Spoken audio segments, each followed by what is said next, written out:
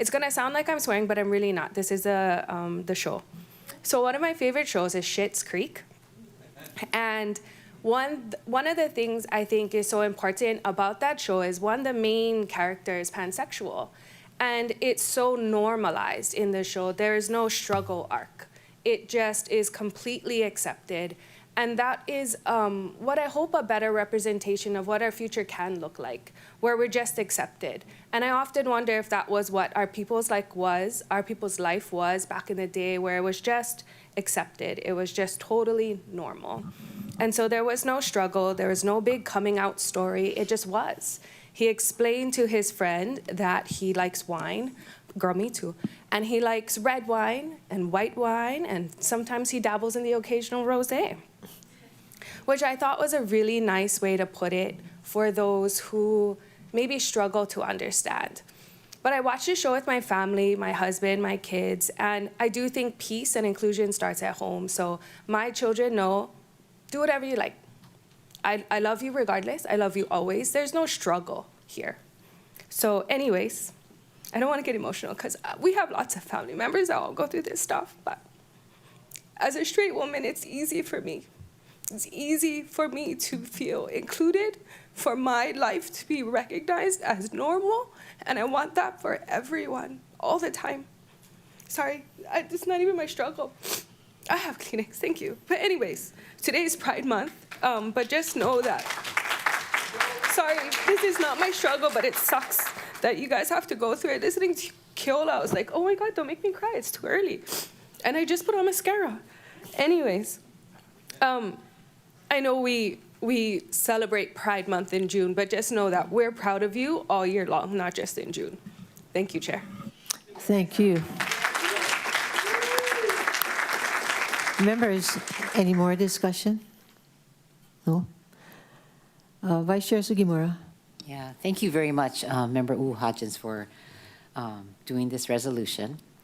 And I can see some of my friends that are supporting this. And I want to say that when I was in college, my best friends were gay. And I learned so much from them about the world, about what they were going through, whatever they would share with me. But the biggest lessons they taught me was that they loved the world, they loved, whatever, and they were not bitter. Maybe they didn't share that with me. I also want to say that I think if this is Aloha Pride Month, we should raise the flag in front of Maui County for the whole month, not one day. I would like to advocate for that. I don't think we can add it to the resolution because I think we didn't do it already, but we can look forward to that for next year, and I would advocate for that for next year. I appreciate everybody who has shared with us their lives and the turmoil that they may have experienced. And you're right, every family has, different people, different facets, different needs. And I believe all of us love everyone and will continue to make this normal, I guess, if the words that you have to say, but I'm sorry, we even have to say it. Thank you very much. Thank you. Member Johnson. Thank you, Chair, and thank you, Councilmember Hodges, for bringing this forward. This is very important. I rise in full support. You mentioned film and everything, and that's out there, that it's becoming common to discuss this thing. And one of the things that I was just watching was Next Goal Wins. You guys ever see that movie, Next Goal Wins? It's a soccer movie, but it's a true story, and there's a transgender player in there, and that her name was Jaya Sailu, and to have some transgender in sports and her speak on it, and I'll quote her if you allow it. I am proud to be a transgender woman, but I am also most proud to be myself. The best thing you can do for yourself growing up is being true to yourself, be true to your identity, and to your passion. And those words mean a lot to me for someone who struggled in that struggle. The other great scene in that film was when the coach was explaining to another coach, and he said, a forest without flowers What would that look like? So we need our flowers. So thank you for being our flowers. Thank you, Chair. Thank you. Member Paulton. Thank you, Chair. Thank you, Member Hodgins, for this resolution. And I also especially wanted to thank Mr. Whitaker. The school that he referred to is literally like in my backyard. I can walk there. And without going into too much detail on that, Ohana, I had an opportunity to meet with them, with Mr. Whitaker. And you know, the part of it that I take with me the most is that in their culture, where they're from, it wouldn't be accepted. And so it's not, they were accused by the school of encouraging this to happen. But just having the opportunity to meet the parents and see how they were ultimately able to embrace it and say that they learned so much from their child that like was missing in their life by accepting their child and letting their child teach them. And that's a really, I think our cultures, I don't want to go into like their personal life or anything, but our cultures are very similar in that way of aloha aku, aloha mai, like whatever you are teaching, you're also becoming the educated as well. And I think that, you know, if you only are learning one thing, there's so much that you aren't learning. And I think that embracing that different mindsets, different perspectives is how we move beyond where we're at right now. Because where we're at right now as a whole is not that great. And so we need all the diversity, all the perspectives to move us beyond where we are right now. And I'll just always remember meeting with that family, and through their learning, I learned a lot. I went to the NACO LGBTQ startup, learned even more. Ultimately, was trying to,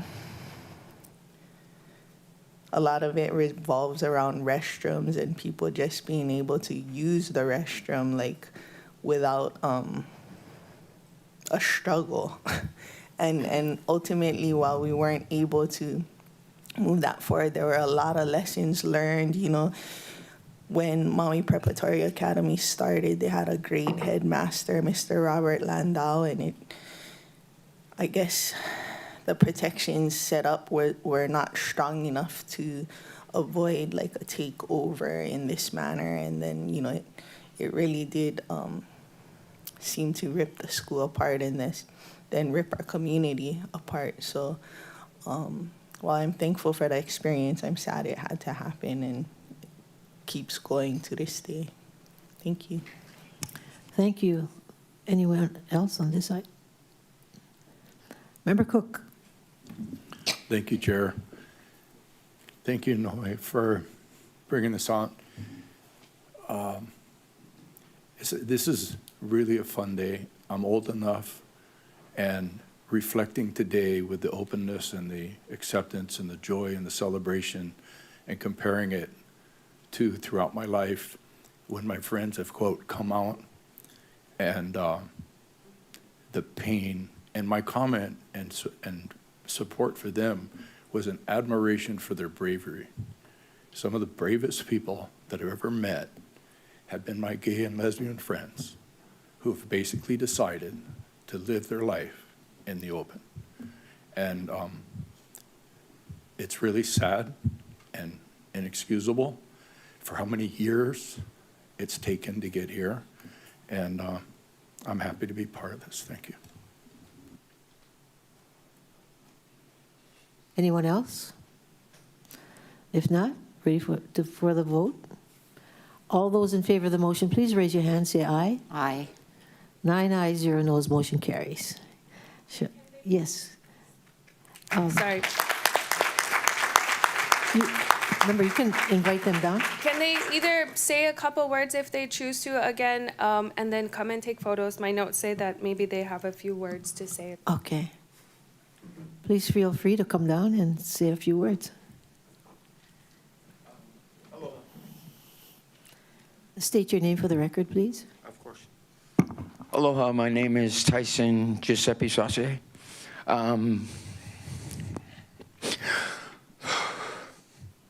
I grew up with an uncle.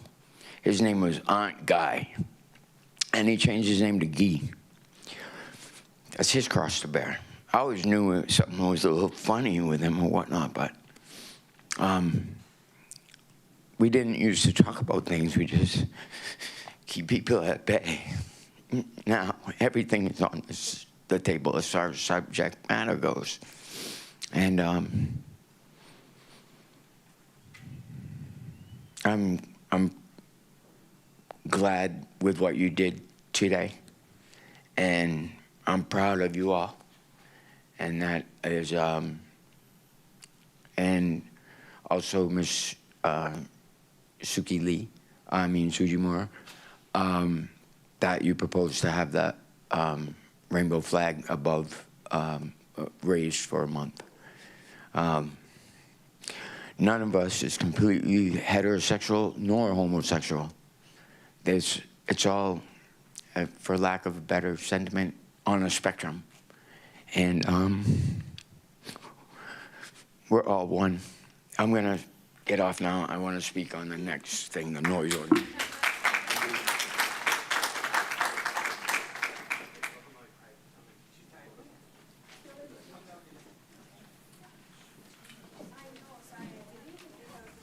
Oh.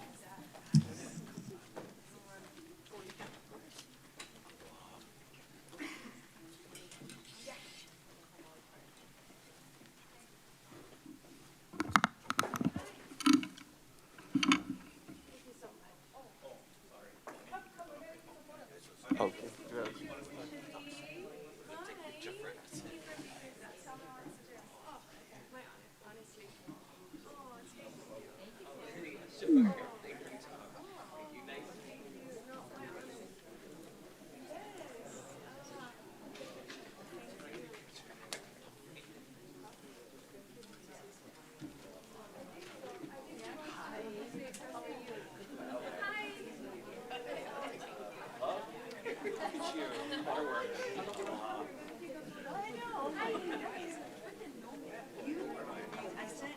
I saw it.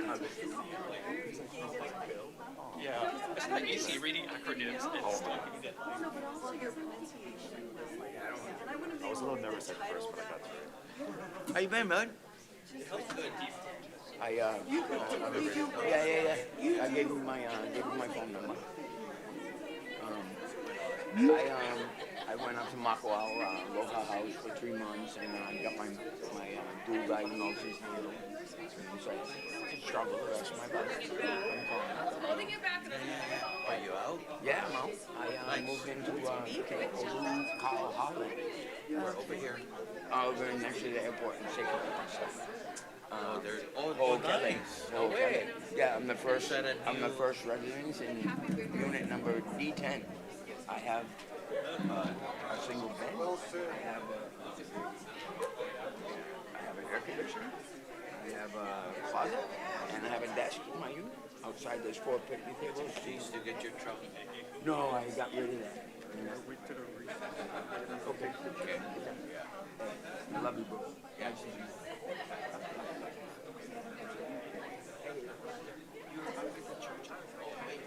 No, I'm not. Is your church? Thank you. I wish so. You too.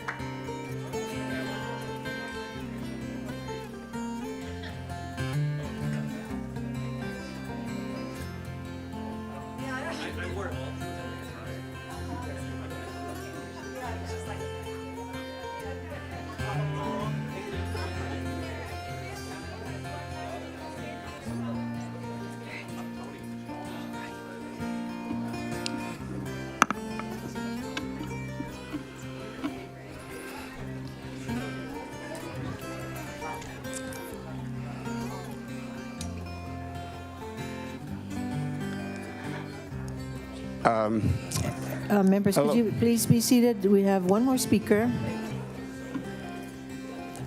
Okay, we're ready for you. I'll make this really quick. First of all, thank you for that acknowledgement of our community that way, being here in front of everybody. New York came up a little while ago. 1969, after the Stonewall riots, I came out 1 or 2 weeks after that, so yes, I'm that old. I'm proud right now that I get to stand up in front of you. I was acknowledged by our Governor Green 2 years ago, who appointed me as Maui's first LGBTQ commissioner, that I've been real honored to hold on to this last 2 years. I've got 2 more years to go. You know, there's a lot of people who have gone ahead of me. I've been in marches and demonstrations and protests, and I've seen a lot of people who are no longer here who've been on the road fighting for all of the rights that we've been given, but we have a lot more to do yet still. And one of our first people here, I think he might have been the first, maybe somebody before him, is we cannot forget Jerry Canada, who in 1991, I think 1 or 2 years after I moved back here, was killed here. He was an openly gay man. He was a bartender here at what used to be the bar here, right in that corner here. Hamburger Mary's, thank you. He was one of the bartenders there, as well as one of the actors at EL Theater who was killed because of who he was. So please, we cannot forget our own people here on our island, in our state, for all the rest who've already gone ahead of us. So thank you real from my heart, everybody here, and what you're doing for our movement forward on our island, in our state. Thank you, mahalo, everybody. Thank you very much. Ms. Clerk?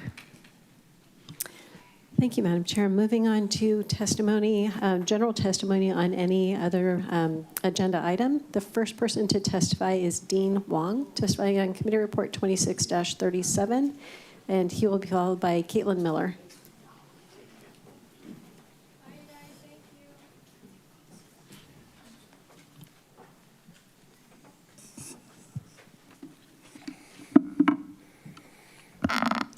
Thank you. Well, I picked an exciting day to be here. So happy Juneteenth, everyone, and happy Pride. This is obviously a time when we recognize both freedom and resilience. I was actually supposed to be heading out on PTO to be with my family, and then I had heard comment regarding 2637, that perhaps the inclusion of preschools and early education was not necessary in this housing development. And so I changed my plans to come here and just address that situation. You know, just in the last month, we have lost 2 preschools here in Maui County, 2 more preschools. We've lost several after the fires. When I started at Imua Family Services 15 years ago this week, actually as the CEO, only 43% of children in the state of Hawaii have access to early education and childcare. That's less than half, which is why so many of our children go into school, into kindergarten, unprepared, and why Hawaii continues to rank lowest in the nations in so many areas. We really do have to emphasize the need for early childhood education and childcare in this state. We are looking at a project to build affordable housing. That is so that we can maintain and continue to have working families live here in Maui and not have to leave our community. But those families cannot afford to live and work here if they can't go to work, and they can't go to work if they don't have childcare and early education. They go hand in hand and they are connected. And I know it sounds like I'm beating a dead horse because I'm always making this statement here. And I know that you know, Council, and I appreciate you all so very much, but I just wanted to come back to reemphasize the fact that when we build affordable housing, when we build the housing that we need for our community and our residents, that we please do need to consider if we can, at that time, build in the opportunity to build schools and early childhood education, I vow that Imua Family Services will be there to make sure that we provide quality early child education and preschool education within that community. But we cannot turn that opportunity down. It has taken me 6 years to get permits to build a preschool in Wailuku. There are not going to be other organizations that have the opportunity to wait that long to build preschools, and we are losing valuable time with our children. 90% of their brain development happens in those first 5 years. We have to be committed to supporting them through early childhood, childcare, and quality early childhood education. We have an opportunity to build affordable houses. Please let that opportunity include early childhood education. And thank you. Thank you. Members, any questions? Vice Chair Sugimura. Since you brought it up, how close are you now to finishing your preschool? Oh, well, since I brought it up, and since you asked, I'm waiting for 3 more check marks. And when those 3 check marks go through, then we'll have our building permits. We anticipate that we will be able to start this August. So we're within 30 to 60 days, unless there's any way to push those check marks through. Yeah, all the work is done. It's just the people looking and checking the boxes right now. Thanks for asking that. Call my office. Let's work together. No. God, that's long. Thank you. Thank you. Okay. Thank you. Any more questions? No more questions. No? Okay. Chair, the next testifier is Caitlin Miller, testifying on Bill 88 CD1 FD1 2026, to be followed by Anthony Sales.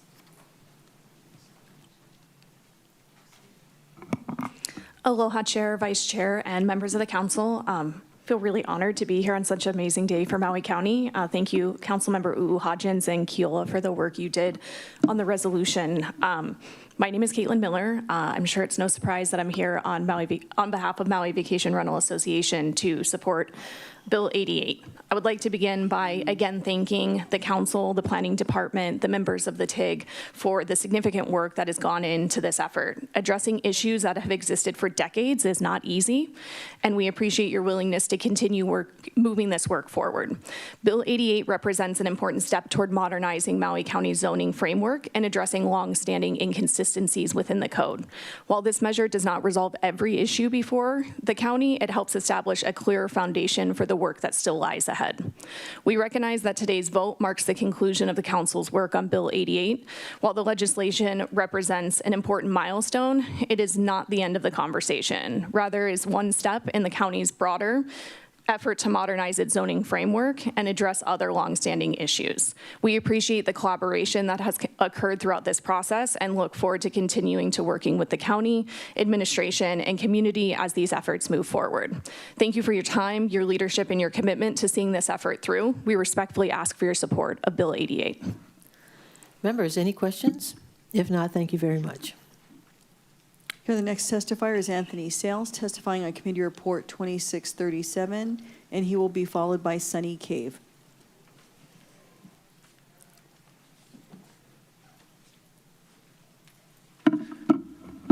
Happy Aloha Friday, everyone. My name is Anthony Sales. Thank you, Chair. Thank you, Council, for having me on this beautiful morning. I'm here to provide testimony in support of the EC Paia Town project.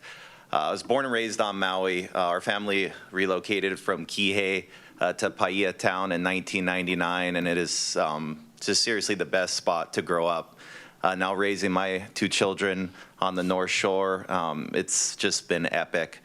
So very excited about this project, and we talk a lot about needing more housing on the island of Maui, and this is a conversation that needs action, not just discussion. So from affordable units, gap units, retail units, it's clear that we need more housing across the board. Paia is one of Maui's most unique and historic communities, and I think new projects should complement not only the rich cultural heritage of Paia Town, but also the existing community, the character, not compete with it. So the developer, Sam, has demonstrated great stewardship and a genuine respect for the land and the people of Paia. This project is designed to fit within the fabric of Paia Town. And many of my friends and classmates from back of the day, they've been priced out of paradise, have been forced to move off the island. So we definitely need some more housing. And if we want to, local families, teachers, nurses, firefighters, and young professionals to remain on this island, we need housing solutions like yesterday. While I love the island of Oahu, I do not want Maui to turn into Oahu. So preserving Maui's character doesn't mean saying no to every project, especially this one. So I'm super excited with some of the initial planning, looking at the new Paia Gym, wellness facilities to help, just increase our quality of life, playing fields and opportunities, to play soccer, sports, and building friendships along the way. So I don't think great communities are defined just by homes, but they're places where life happens. So I look at this project, I'm excited. And I think growth and preservation can coexist when guided with stewardship and respect and really thoughtful planning. So I thank you guys for having me this morning and for your consideration. Have a wonderful weekend. Aloha. Thank you. Members, any questions? If not, thank you very much. Chair, the next testifier is Sunny Cave. And Mr. Cave, if you could please let us know what you'll be testifying on, to be followed by Butch Gima. Hello, aloha Chair Lee, Vice Chair Sugimura, and all members of the council. My name is Sunny Cave. I'm here to testify in support of Bill 88. Had testified in the first reading in person. Back on the mainland now, testifying here remotely, so I appreciate that opportunity. Bill 88 is the essential foundation to achieve the recommendations that were set forth in the TIG. Lots and lots of great work went into that TIG, and now is the time to make it the recommendations there into law. Bill 88 is a necessary like-for-like method to resolve longstanding zoning issues, allowing historic lawful visitor accommodations to be able to move into appropriately tailored H3 and H4 districts without expanding the number of existing vacation rentals. Once it does become law, I look forward to working cooperatively with the Department of Planning, the council, and all other stakeholders in the community during the next phase of implementation for eligible properties so that I can help do my part with Maui and achieve the multi-pronged goals for fair housing opportunities and a diversified economy. Mahalo for moving this important measure forward and for your continued work to balance housing, economic stability, and legal fairness for everyone on Maui. Thank you. Thank you. Members, questions? If not, thank you very much. Ms. Clark? Chair, the next testifier is Butch Gima. Mr. Gima, if you could please let us know what you'll be testifying on, to be followed by Clara Pana. Good morning. My name is Butch Gima. I am a Lanai resident, born and raised, and the current Planning Commission chair. This is my third go-around serving on the Planning Commission, so this is personal for me. This morning, I'm offering testimony on Reso 26-104 and 126-105 in support of Lisa Galloway's and Paul Taylor's appointment to the Lanai Planning Commission. So I ask for your favorable consideration of both nominees so they can serve our community and our Planning Commission. I've known Lisa as an educator at our school and peripherally with her work with the Limu Project. So let me offer testimony from my good friend, Robin Kay, to illustrate that illustrates Lisa's character. Robin writes, she was an active part of the Limu Project, and what was special about her involvement was that she brought along students as part of her science program, and then later on as part of her arts program, where she volunteered. She's a significantly community-focused person who has helped connect school and community on a number of issues. She was the only teacher during our community's windmill hassles that invited us to come and speak to the students. I would support her nomination 100%. Lisa's been on Lanai about 15 years, and she applied for this vacancy back in March of 2025. and has not, given up. She only wants to serve on the Planning Commission. So I think a lot of her actions emphasize her commitment to our community. Paul Taylor applied for the Planning Commission in May of 2025 and was interviewed on July 9th. He and his wife have been living here permanently since 2020, but they bought a house here in 2014. As a veteran, I am biased towards vets. Paul and his wife are vets, and Paul now wants to serve again. Paul and his wife have been following community issues since the DSAL decision back in 2013. And he told me he's concerned about maintaining a balance between economic development and small town lifestyle. So that, to me, that shows that the type of critical thinking that we need when we deliberate on Planning Commission issues. Paul has a varied background. He has a history as an economist, a CFO, a volunteer for small business loans, and as a financial advisor. I bring this up because if he is confirmed, I think he will be the first Planning Commission member with this type of economics background, which would be, I think, very helpful for our Planning Commission. I very much appreciate Lisa and Paul's perseverance through this laborious process. Throughout the last year, I've had contact with the mayor, with Gabe, with INB, with Yukari Murakami, Jody Yoshida, our Lanai INB rep, Kanoe Shimizu, Zeke Kalua, as well as with Paul and Lisa, trying to keep them up to date and interested in the serving the Planning Commission. I tell you, we could have used them way back in last summer. So in conclusion, I want to reaffirm my support for Paul and Lisa and ask again for your favorable consideration to the appointment to our Lanai Planning Commission. As a side note, it became very clear that the boards and commissions process is very inefficient. So a friend of mine, Sally Kay, and I proposed to submit a charter amendment for the 2028 elections to hopefully improve the boards and commissions process. Thank you.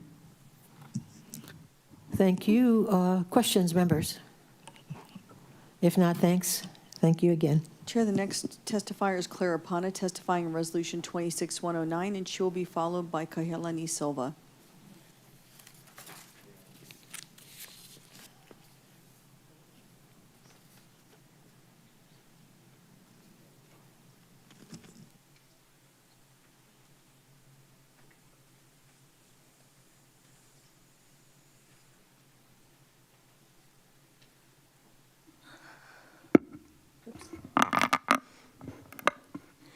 Good morning. Morning. And thank you for having us back again. And thank you, Councilman Sinensi, for proposing this resolution. I don't know what to say, except thank you for your support in this very long and drawn-out process that has brought us to our kuleana here in the sand dunes of Wailuku and Waikapu. And I mean, speaking of Malama Kakanilua as an organization, and all of the iwi protectors who have for decades been working towards the respect and the honoring of our ancestral burials. I hope that Mayor Bisson will also agree that the best way forward is to allow Malama Kakanilua to have a long-term lease so that planning and kuleana can be very clear, and we will not have to spend and expend a lot of energy to get right of entry permits which we still don't have to after 4 years, and that we can actually begin to take care of these burials. There are 5 burial preserves that are within the major burial preserve, and those 5 burial preserves represent only the Iwi Kupuna who have been sand mined and found during sand mining. There are 5 of them. It's about 26 acres, and there is a burial treatment plan, which we have not been able to even begin to take care of and implement. So I see this as a real positive for the county in that we really want to do this, but without a right of entry and without knowing that we can go forward with this project. It has been difficult, and we already have lost so many plants and trees that were prepared specially for this place, but in not being able to start to care for any of the areas, we had to give them up, and many of them died. So I really don't want to see that happen again because of logistical issues. So thank you very much, and please support this resolution so that we can go forward in the very best way possible for the county and for the Iwi protectors. Mahalo. Thank you. Members, questions? Member Paulton. Thank you, Chair. Thank you, Ms. Opana. I just was wondering, since the last time when the money was almost removed, has the administration reached out to you at all? Yes, and thank you for that question, because we have completed all of the requirements, the budget changes, the paperwork, the documents, and we haven't had a question in the last week, so I think that we have given the county OED all of the documents that they need to go forward and complete the grant contract for the $200,000 grant, which is to make the management plan going forward. That's great news. Thank you so much. It is. And just an aside, I did thank Mayor Bisson for releasing the funds and told him that he would not be disappointed and that he will be very proud of how this turns out. And he said, I hope so. And I hope that means that he will see that this is also the best way to move forward and to complete this. Thank you. Thank you. Thank you so much for all you guys continued persevering. Yeah. Vice Chair Sugimura. Yeah, thank you. Nice seeing you, Claire. And does it mean that you're also getting your right of entry? Does it mean that? Yeah. Well, with the grant. I think that if there is a long-term lease, the right of entry is not as much of a question as when you have a line item proposal in which you have to every year renew the right of entry. And sometimes that takes a while. Thank you. Yeah. Any more questions? If not, thank you very much. Thank you very much. Chair, the next testifier is Kahealani Silva, testifying on CR 2637, to be followed by Jeff Uyoka. And how many more after that?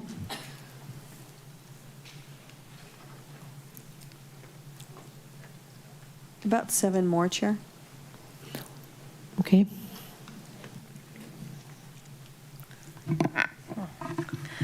Okay. Good morning, everyone. My name is Kahealani Silva. I'm here in support of the EC Poia Town project.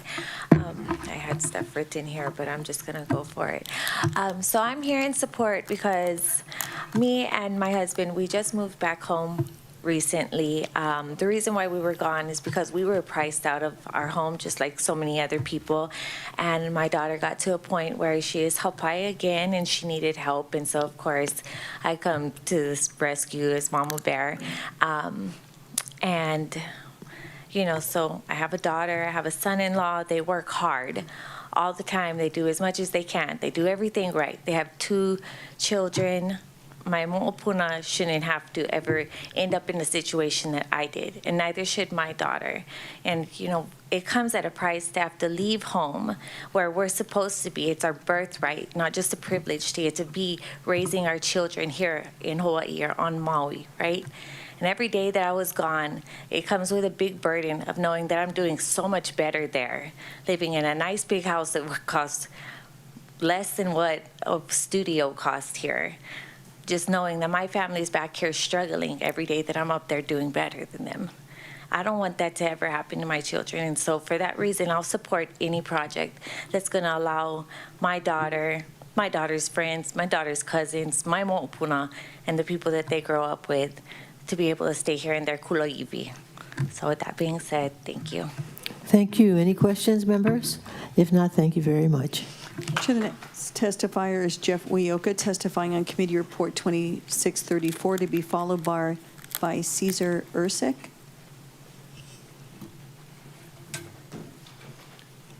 Good morning, Chair, council members. Be quick, I know you have a full day. Here for Bill 163 and 164 in support for Ho'onani Village. Just to remind everyone, this is just for the inclusion in the urban growth boundary and the community plan. Nothing gets built at this point. We still need zoning, and we'll have to do some other things. FEIS needs to be accepted. We need to work further on the water. This is just so things are moving forward, that what we can get done now, we get done now, so it's not all piled up, and when everything else is ready, we're waiting for something else. So trying to be efficient, trying to get these 1,608 homes built in my lifetime. So thank you very much. Any questions, members? If not, thank you. Chair, the next testifier is Cesar Ursik, testifying on Committee Report 2638 and County Communication 2619, to be followed by Tyson Jossier. Aloha, good morning, Madam Chair, members of the County Council. Thank you for allowing me to speak today. My name is Caesar Ursik. I'm a surgeon. I work at Maui Memorial Medical Center. I've lived in Hawaii for approximately 14 years and here on Maui for 3.5 years. These opinions are my own and not of the hospital, so full disclosure. A few months ago, I was standing in line at a cafe on Market Street that you've probably all been to. Behind me was waiting in line an elderly couple, probably about 80 years old. Suddenly, the woman jerked forward and almost fell. She was caught by the person standing behind her. The reason this happened is she had a startle reflex, and what caused the startle reflex was a car passed in front of the cafe on the street, blaring loud music with a loud muffler. We all heard it. Everybody was very startled, and they saw this lady almost fall, and a couple people said, this is really too much. There's no need for that. Something needs to be done. I'm a music lover, and I drive a car, yet I have disliked loud exhausts and blaring stereos for as long as I can remember. But as I've gotten older, I tend to keep those opinions to myself because, I don't want to be that old guy that's shouting at clouds and telling people what to do and not to do, and I don't want to be that guy. But this morning really struck me. So a couple of weeks later, I had the morning off, and I decided that I was going to collect data rather than just rely on my own biases and assumptions. So I drafted a one-page petition, and I walked Wailuku Town for about 3 or 4 hours, going into businesses and asking to speak to the owners and the managers. Every business manager and owner that I met agreed with the petition. The petition is to enforce the existing laws on loud mufflers in cars. All but one signed. The one that didn't sign is because her husband owns 2 of these loud cars, and she didn't want to face him at home if he found out that she had signed this petition. After I was done, I had the signatures of 23 business owners or managers with their phone numbers and names.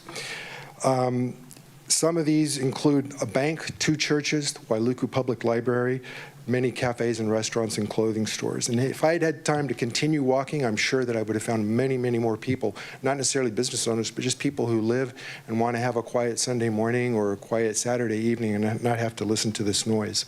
As a doctor, I can confirm there's excellent research linking loud urban environments and sudden blasts of loud exhaust and sound systems with health problems such as diabetes, high blood pressure, high cholesterol, and just anxiety disorder in general. Drivers can still enjoy listening to their music. I do it all the time in my car without aggressively and interrupting the lives of other people nearby. Loud mufflers, as you know, are not only illegal, but they serve no purpose other than to call attention to themselves and the driver. Outside of a racing track, there's no measurable improvement in engine performance with these loud mufflers. So I'm respectfully asking the County Council to please work with Maui Police Department so that existing laws, whichever version happens to pass, are enforced. And this can be done. California does it. Texas does it. Thank you very much for the opportunity and privilege to address you. Yes, we have a question for you, Member Johnson. Doctor, thank you for joining us tonight. I appreciate the research you did with the petition. So I have a clarifying question. Was the petition to say yes to increasing the fines, or yes, we need more enforcement? Thank you for asking that question. I wasn't familiar with the particularities of the testimony today. It was to ask County Council to in some way work with Maui Police Department to enforce the laws that prohibit the use of these devices. And so not specifically about increasing the fines. I did not know that at the time. Yeah, that's what is on today's agenda, increasing the fines. Do you have an opinion on increasing it up to $1,000 for third-time offenders? Or have you looked at the bill for that? I've looked at the bill. There is a difference in the fines. I think the revision has struck in the measure to impound the equipment. Right, right. Honestly, I think whatever works and whatever has the highest probability of passing should be what we do, and then trying to get these things enforced. I can tell you from personal experience, police officers that I meet in the emergency room, not a single one of them that I've asked sort of innocently, hey, have you ever given somebody a ticket? They go, no, that's not a priority for us. Yeah. So, but in relation to your question, I really have no preference. I would be more than happy to endorse Madam Chair's amendment to the law. Thank you. Thank you, Chair. Thank you. Any more questions, members? If not, thank you, Doctor, and for all your work on this matter. Who had, Doctor? Yes. We have one more question. Member Paulton? So sorry about the late hand raise. I just wanted to clarify on the portion of your testimony where you're asking us to work with the police department. Majority of our authority is budgetary, so I was wondering if you could clarify if you had any ideas on how we would go about it, because the police commission is the oversight agency of the police, not necessarily the mayor or council. So just clarifying if you had any suggestions that you had thought of on specifically how you would like us to do that. Well, I want to apologize for being ignorant on how the local government works. I'm sorry. I tried to educate myself, but after asking many people, they said, you need to start at county council. I really have no idea how you as a group could work with police department.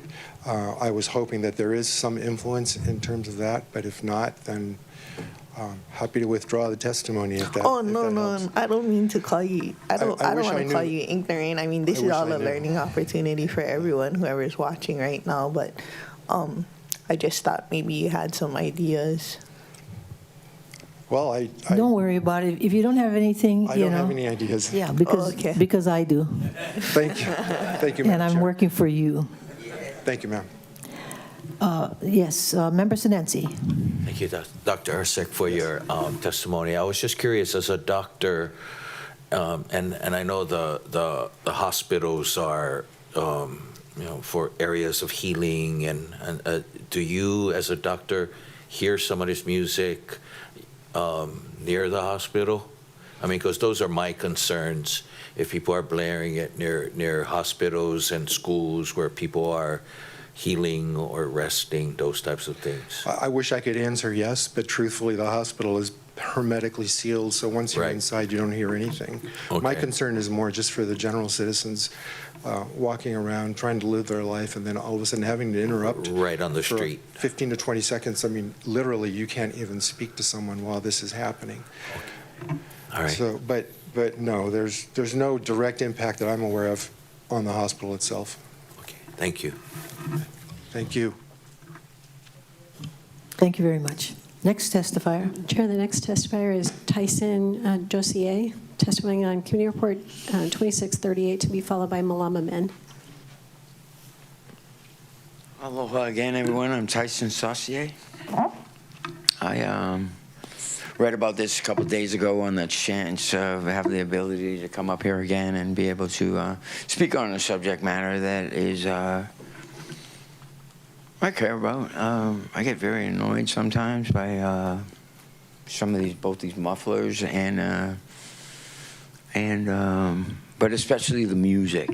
Out of the 3,000 something songs I've heard blaring through these radios in the past few years, there's only one song that I ever liked and looked up and enjoyed it. And I'm not going to repeat what the song said or anything. It's not for Chambers, but Ms. Lee, I like what you have drafted so far, and Dr. Caesar, for lack of knowing his last name. I have only seen what's on the rate rise today to 500, 750, 8,000. I know that these speakers and the muffler system, I don't know that much about them. They're not as much as the stereos are. But that's neither here nor there. I just want to share what I wrote real quick. I'm here today to share my mana'o upon the subject of overly loud noises emanating from vehicles on our freeways, parks, and neighborhoods and valleys. I'm also doing this to save the noise ordinance perpetrators from the imminent hearing loss that they will suffer much before, like at my 50 years old, due to all the heavy metal tunes I had listened blaring out of my Walkman, my Pioneer home stereo, and my stock radio in the cars that I owned. I don't know what the decibel level is that makes a violation, but I do believe that being louder than the loudest emergency sirens that we have, and airplanes at Safeway, because like the doctor was saying, when you can't hold a conversation at all for like half a minute, when the truck or vehicle is stuck at a light, that's a gross pollution of our airwaves and in our ears.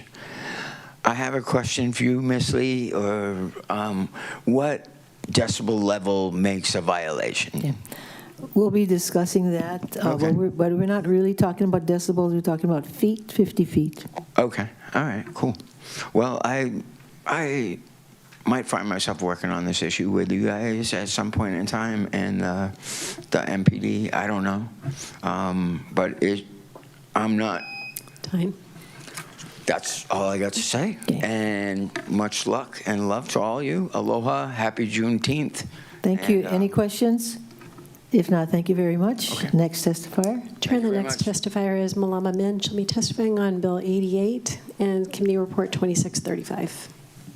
Could you also call the next testifier? Yes, Jim Langford is after Ms. Min, and then Greg Rilsky. Okay. Rylsky. Good morning, Chair Lee Morning. and members of the council. Thank you for the opportunity to testify. My name is Malama Min. I'm here on behalf of the Realtors Association of Maui, testifying in support of the passage of Bill 88 to create the new H3 and H4 zones. We've been here before, so not going to rehash anything. You folks are well versed in the issue and in the bill, and we hope that it can get passed today. Also wanted to testify, I think it's Bill 78, allowing for 2 additional accessory dwelling units on residential zone properties. We're in favor of any measure that helps to create more housing for our Maui residents. So we encourage the passage of those 2 measures today. Thank you. Thank you. Questions, members? If not, thank you. The next 2 testifiers. Thank you, Chair. The next testifier is Jim Langford. He'll be followed by Greg Rilski. Please let us know which item you're testifying on. Aloha, Council. I'm testifying on all of the bills today. And I can do that briefly by saying that all of my testimony is logged at the website 12, the number 12, sgi.com. And there's a great system there that offers an opinion on all of the bills every single day of every agenda that I ever have. And you folks can use that system for your council workers to have a tool to give you all the information that you need, perfectly cross-referenced for the last 20 years with all of the minutes that are available. So I just wanted to let you know there's a new calculator that you can legally use personally or as a council person. And it's vetted through all federal and international and Hawaii state laws, all the way through the Holy See. So thank you for that, and I hope you have a blessed day. I'm excited to come and listen. Thank you. Members, questions? Thank you. Next testifier, please. Chair, the next testifier is Greg Rilski. And please let us know which item you're testifying on. He'll be followed by the testifier from the Fund Extension 4945. Good morning, Council. I have a few things to testify on. I'll try to keep this short because it is a crazy long day. 2633, the bus. I just want to say any revenue, any clarification on any advertisements, that's going to be an amazing opportunity to continue the subsidies for the people in the county that ride the bus, and thank everyone for the recent changes of that. Also, there are some quite outdated things on the bus, so we might want to look at the job fairs that are long since passed that are on the bus. 2635, ADUs. Anything that can, bring more residential housing to the county. We should absolutely be looking at that. Thank everyone on the committee for pushing that forward. 2636, Molokai Bed and Breakfast. As a Minatoya resident, I can absolutely understand why you'd want to limit bed and breakfast and have some controls around that, if I read that correctly, just because it helps with residential continuity, right? Bill 94, as a resident of Lahaina, being able to get behind a rezoning that will help the community, the Lahaina Methodist Church, I am in full support of that. Now for the big ones. So 2634, right? This is another thing. It's more possible residential housing. I've tried to participate in those committees. So as long as we push this forward and we really do stick with our affordable housing numbers, right? We don't want another repeat of what happened with Wailea. And again, I don't know if I'll be alive by the time this goes to breaks ground, but I hope they do. Anything we can do for more residential housing, I'm always going to be behind. Which leads us to Bill 88. I do not oppose this measure. But there's a few things that I hope that the council does before the next bill I can imagine there's going to be a flood of bills. So some things that I hope happen are that you don't bundle bills, because that's a lot of different properties with potentially a lot of different testimony that's going to go behind it. I hope that someone does take the time to see if there are any residents currently in that building and that has some impact. The Minatoya decision, at least in my community of 230 homes, said, oh, you had one? Well, then everybody can do it. So it'll be nice to see that some of those same principles are reviewed. There's been a lot of talk about if it's really a hotel. It's going to go to a hotel zone. I know on my property we'll have people that are freaked out because there's a cockroach. So they'll go to our security people and be like, hey, we'd like to change rooms like you do in a hotel. And they're like, oh, well, they're all independently owned, so you have to go back and contact your owner. We can't do that. Is there housekeeping? Is there a front desk? Like, just all of those things that you want to say it's a hotel, awesome. Did you just install that in the last couple of years because you knew this was coming, and then as soon as this passes, you're going to tear that down? The Planning Commission is gonna have a challenge when you guys refer all of these properties to them, and so one of the other things that would be nice is if there is some sort of enforcement if conditions are applied, if those conditions aren't met.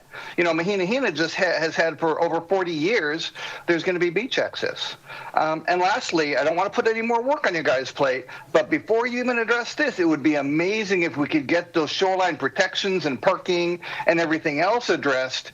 Because if you don't, you're going to have these properties get converted to these hotel zones, and you might lose that opportunity to help the community and protect the community trust with the de-armoring of shorelines, the restoration of beaches, the parking, and everything else. So there's a lot that's going to go into this. I appreciate all the hard work, and hopefully when these properties do come up, they're not bundled, the residents will have an opportunity to kind of talk about how this impacts their life, and that we don't overemphasize the continental investors' position on all of that. I hope that the council would rather give up some TVR tax revenue for some owner-occupied properties. And, the mayor's already talked about his desire to be able to balance that budget. And just please, residents over revenues. Thank you very much. This concludes my testimony. Questions? If not, may we have the next testifier, please? Chair, the next testifier is calling in from the extension 4945. Go ahead and unmute on your end. That testifier will be followed by Samantha Kramer. 4945, it's your turn. Chair will move on to Samantha Kramer, testifying on Committee Report 26-37, to be followed by Stan Ruidas.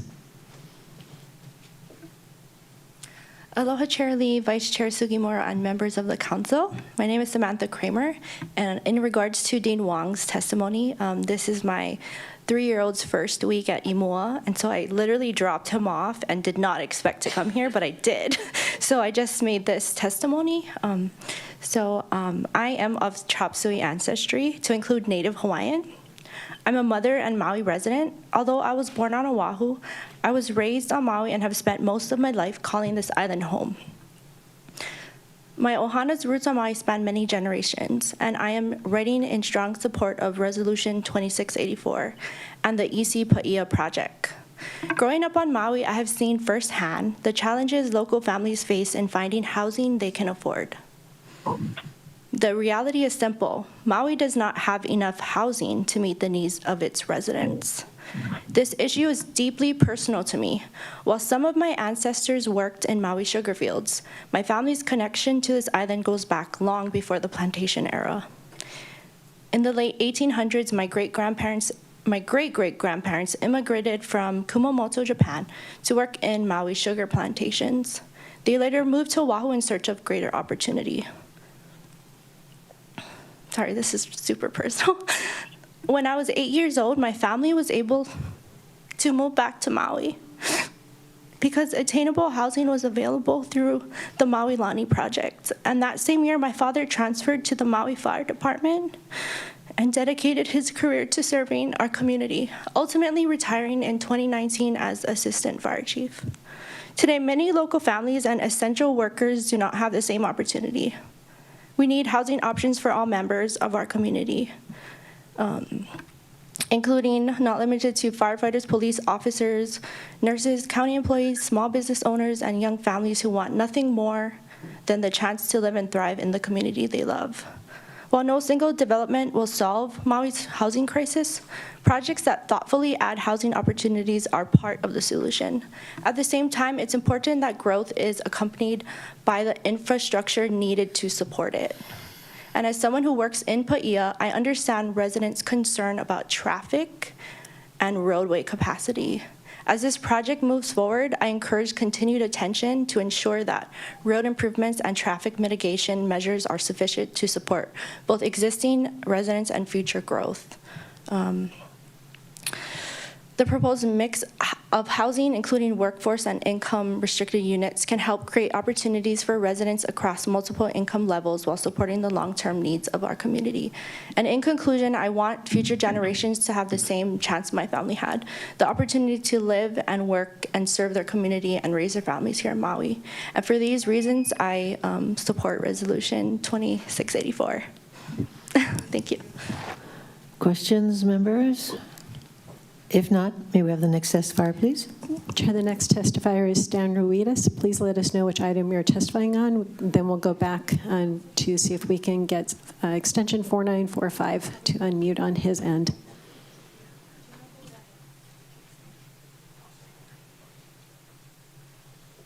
Stan Ruidas.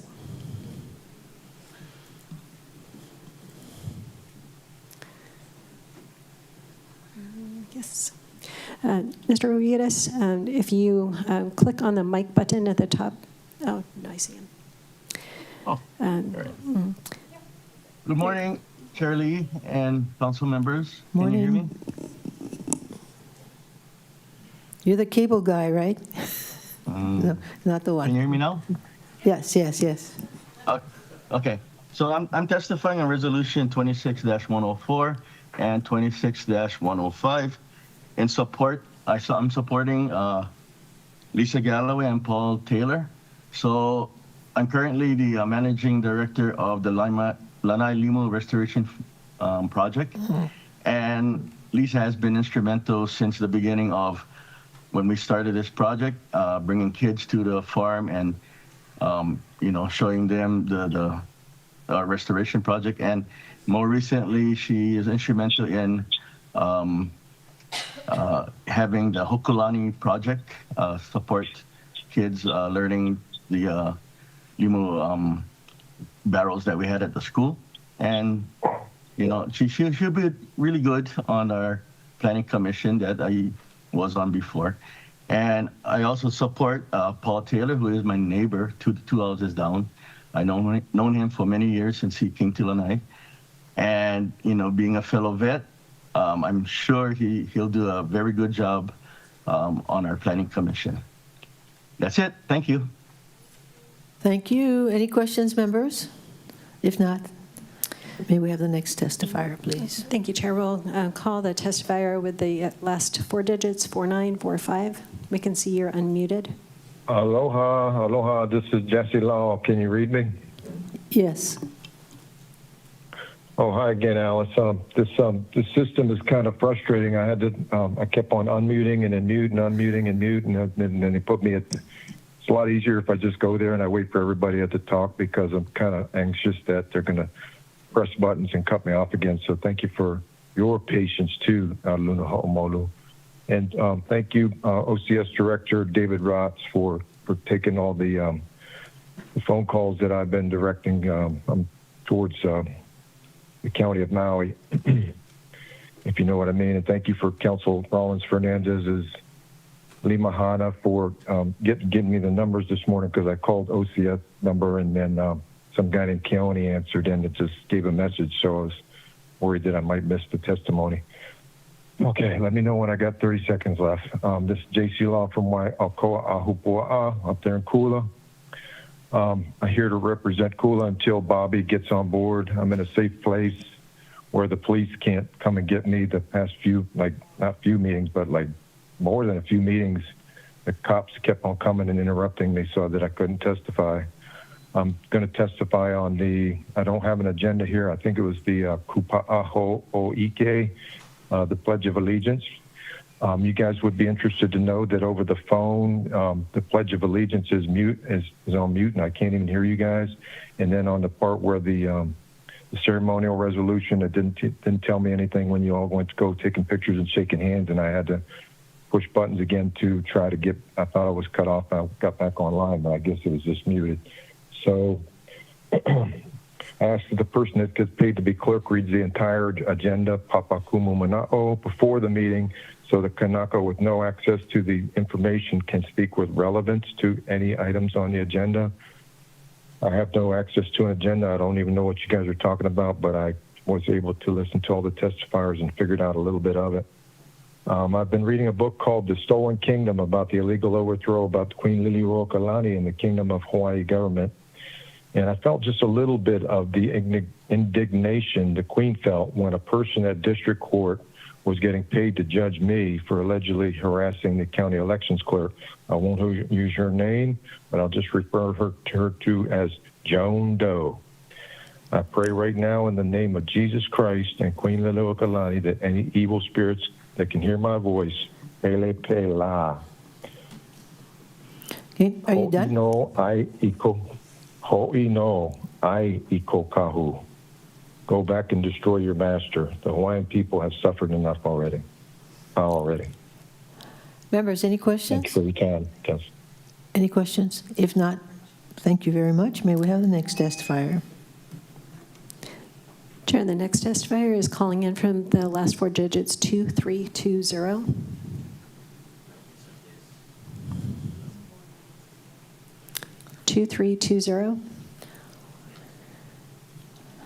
Next. Chair, that would be the last testifier, James Jensen, testifying on Resolution 26-102.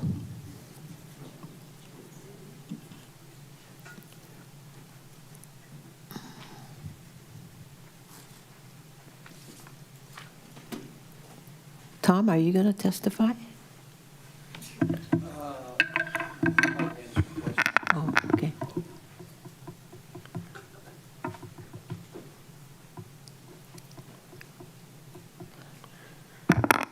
Aloha, Chair, members of the council. Good to see everyone. I'm not used to speaking from this side of the room, and I had significant technical difficulties with signing up to testify, so got that worked out. Apologies for not having requested floor action on Resolution 26-102 when we sent it forward. Just wanted to take this opportunity to request that.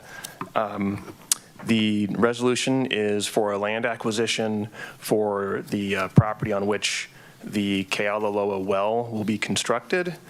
This well is upcountry, and the process by which the acquisition was negotiated was we followed the standard procedure. It included an independent appraisal.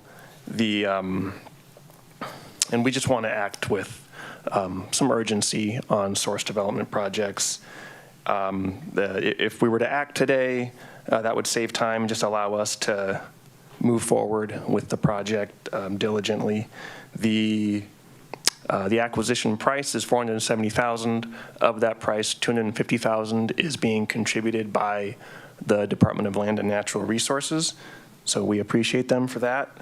So the purpose of the acquisition is so that we own the land upon which the well will be constructed. The well will add 1 million gallons a day of source to the upcountry system. Due to the cost sharing of that project, 75% of that source will be allocated towards Department of Water Supply customers, 26% or 25% will be allocated towards DLNR's needs. When it comes to the wait list, when we combine this project with the ongoing filter upgrades at the Kamole water treatment plant, those two sources together will give us significant runway to resume processing the wait list for a significant period of time. Would you be able to come back when this item comes up? Yes. Okay, it might be easier to take it up at that time because most of the members don't know what you're talking about because this item was supposed to be referred to committee, so you're asking us to take action, and that's possible. So any objections, members designating him? Yes. No objections, Chair, but I don't see the appraisal attached with the transmittal, so when the item comes up, that can be given unless you did transmit it and it's in testimony. Okay. Did you transmit the appraisal? Yes. Okay. Okay, so then, is it in the testimony? It's not in the testimony. think Okay, so we'll get that it was with the situated, resolution, yeah. when the item comes up, because I do have questions, but I'll hold it until the item comes up. Mahalo. Okay. Might be easier, yeah? Yep. Then you'll have more time to talk about it. I just had one clarifying question. Yes, Member Paulton? Is this the kind of resolution that requires 2 readings? I don't think so. Usually, David, just one? We can get into that in deliberations, Chair. Thank you. Okay. Okay, thank you. Any more questions? Vice Chair Sugimura and then Member Batangan. Because you're going to come back as a resource, but this is what we've been waiting for, Upcountry. And thank you very much for doing your presentations to the Upcountry community. And this was a source that is very important to our community. So thank you for asking for it to pass today. Thank you. And then Member Batangan. Thank you, Chair. If the department's going to request floor action today, can I ask the director or deputy to be here when we take the item up? You want the director and the deputy to be here? Or the deputy? Oh. Well, we have the engineers here. Do you think your director or deputy would be able to make it? I can make some calls. Yeah, Okay, and we I can get them here. Yeah. All right. Anybody else? So we'll talk later, mahalo. okay, when this comes up. Ms. Clark? Chair, currently we have no other testifiers signed up to testify at the beginning of the meeting. We'll give last call for any testimony at the beginning of the meeting. Please raise your hand in Teams or make your way to the podium. Chair is seeing none, counting down 3, 2, 1. There's no one else to testify at the beginning of the meeting. Members, any objections to closing public testimony and accepting written testimony on at the beginning of the meeting? Okay, so ordered, Ms. Clerk. Let's just take 2619 and then take a break. Thank you, Chair. So calling for any testimony on county communications. Currently, there is no one signed up to testify, so we'll go ahead and give last call for any testimony on county communications.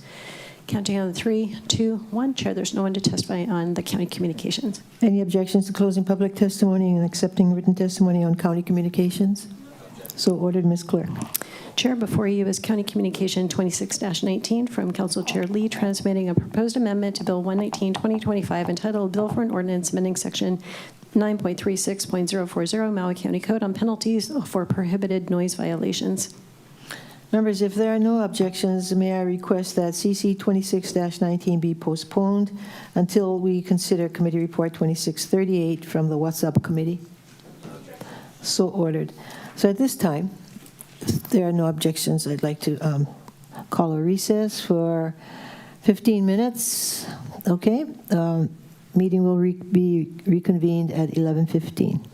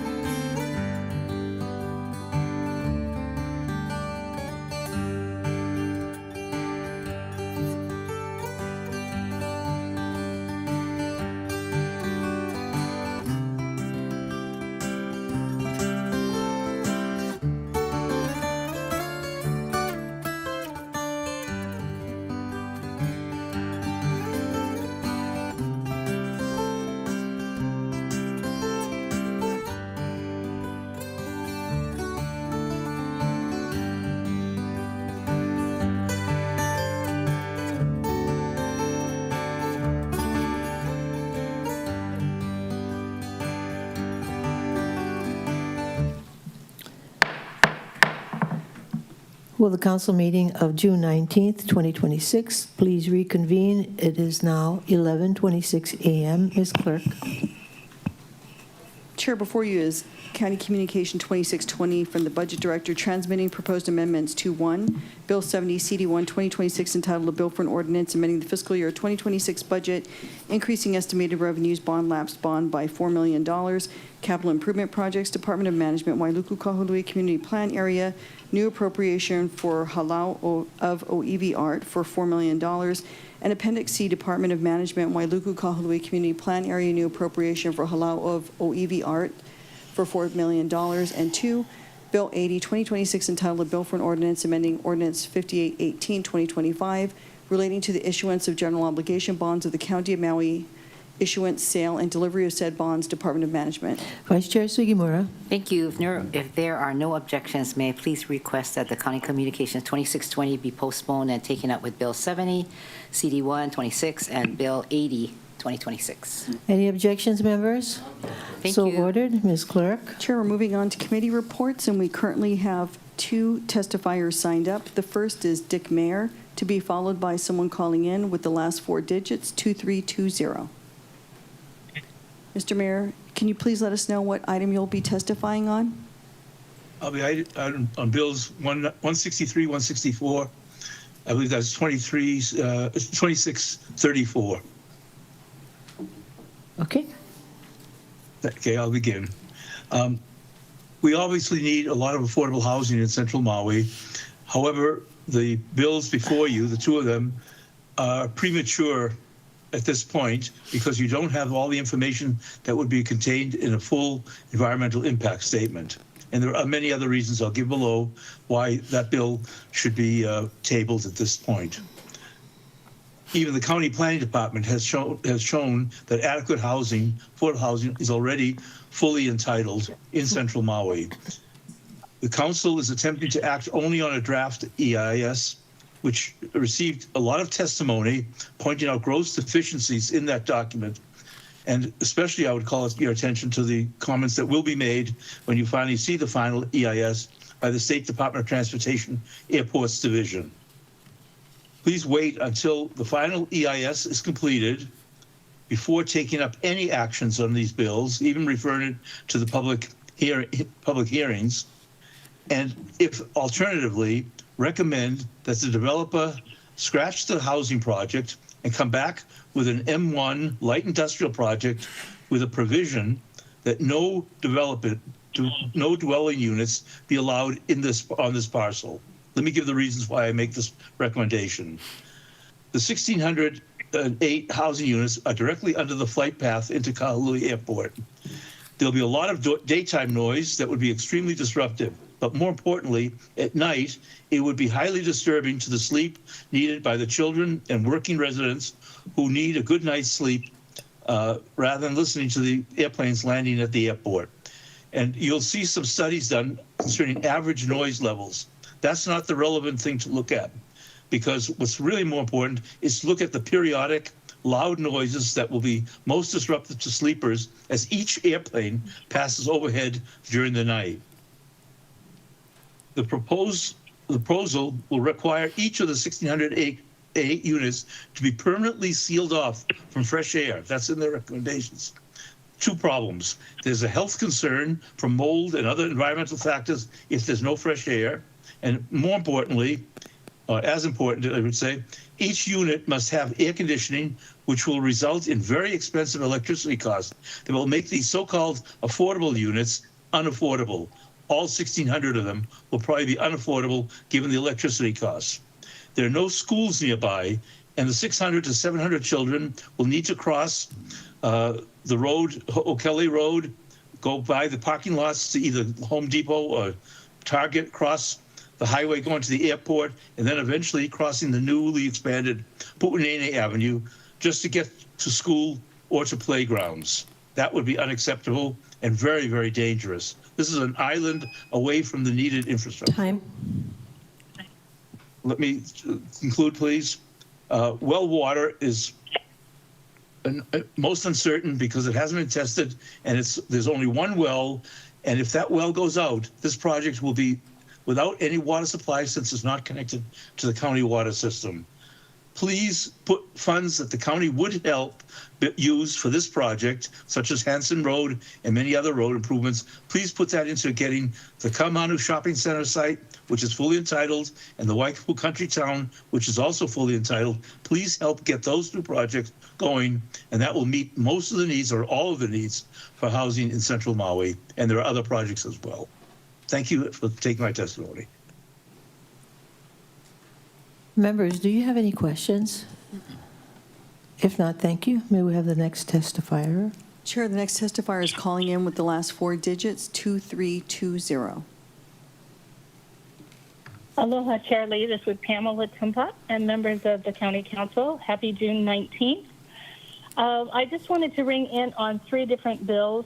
First, I wanted to start with Bill 88 and say thank you for putting this measure forward for the H3, H4 zoning. We have supported it along the way. This is a really important tool. It's a tool recommended by the TIG.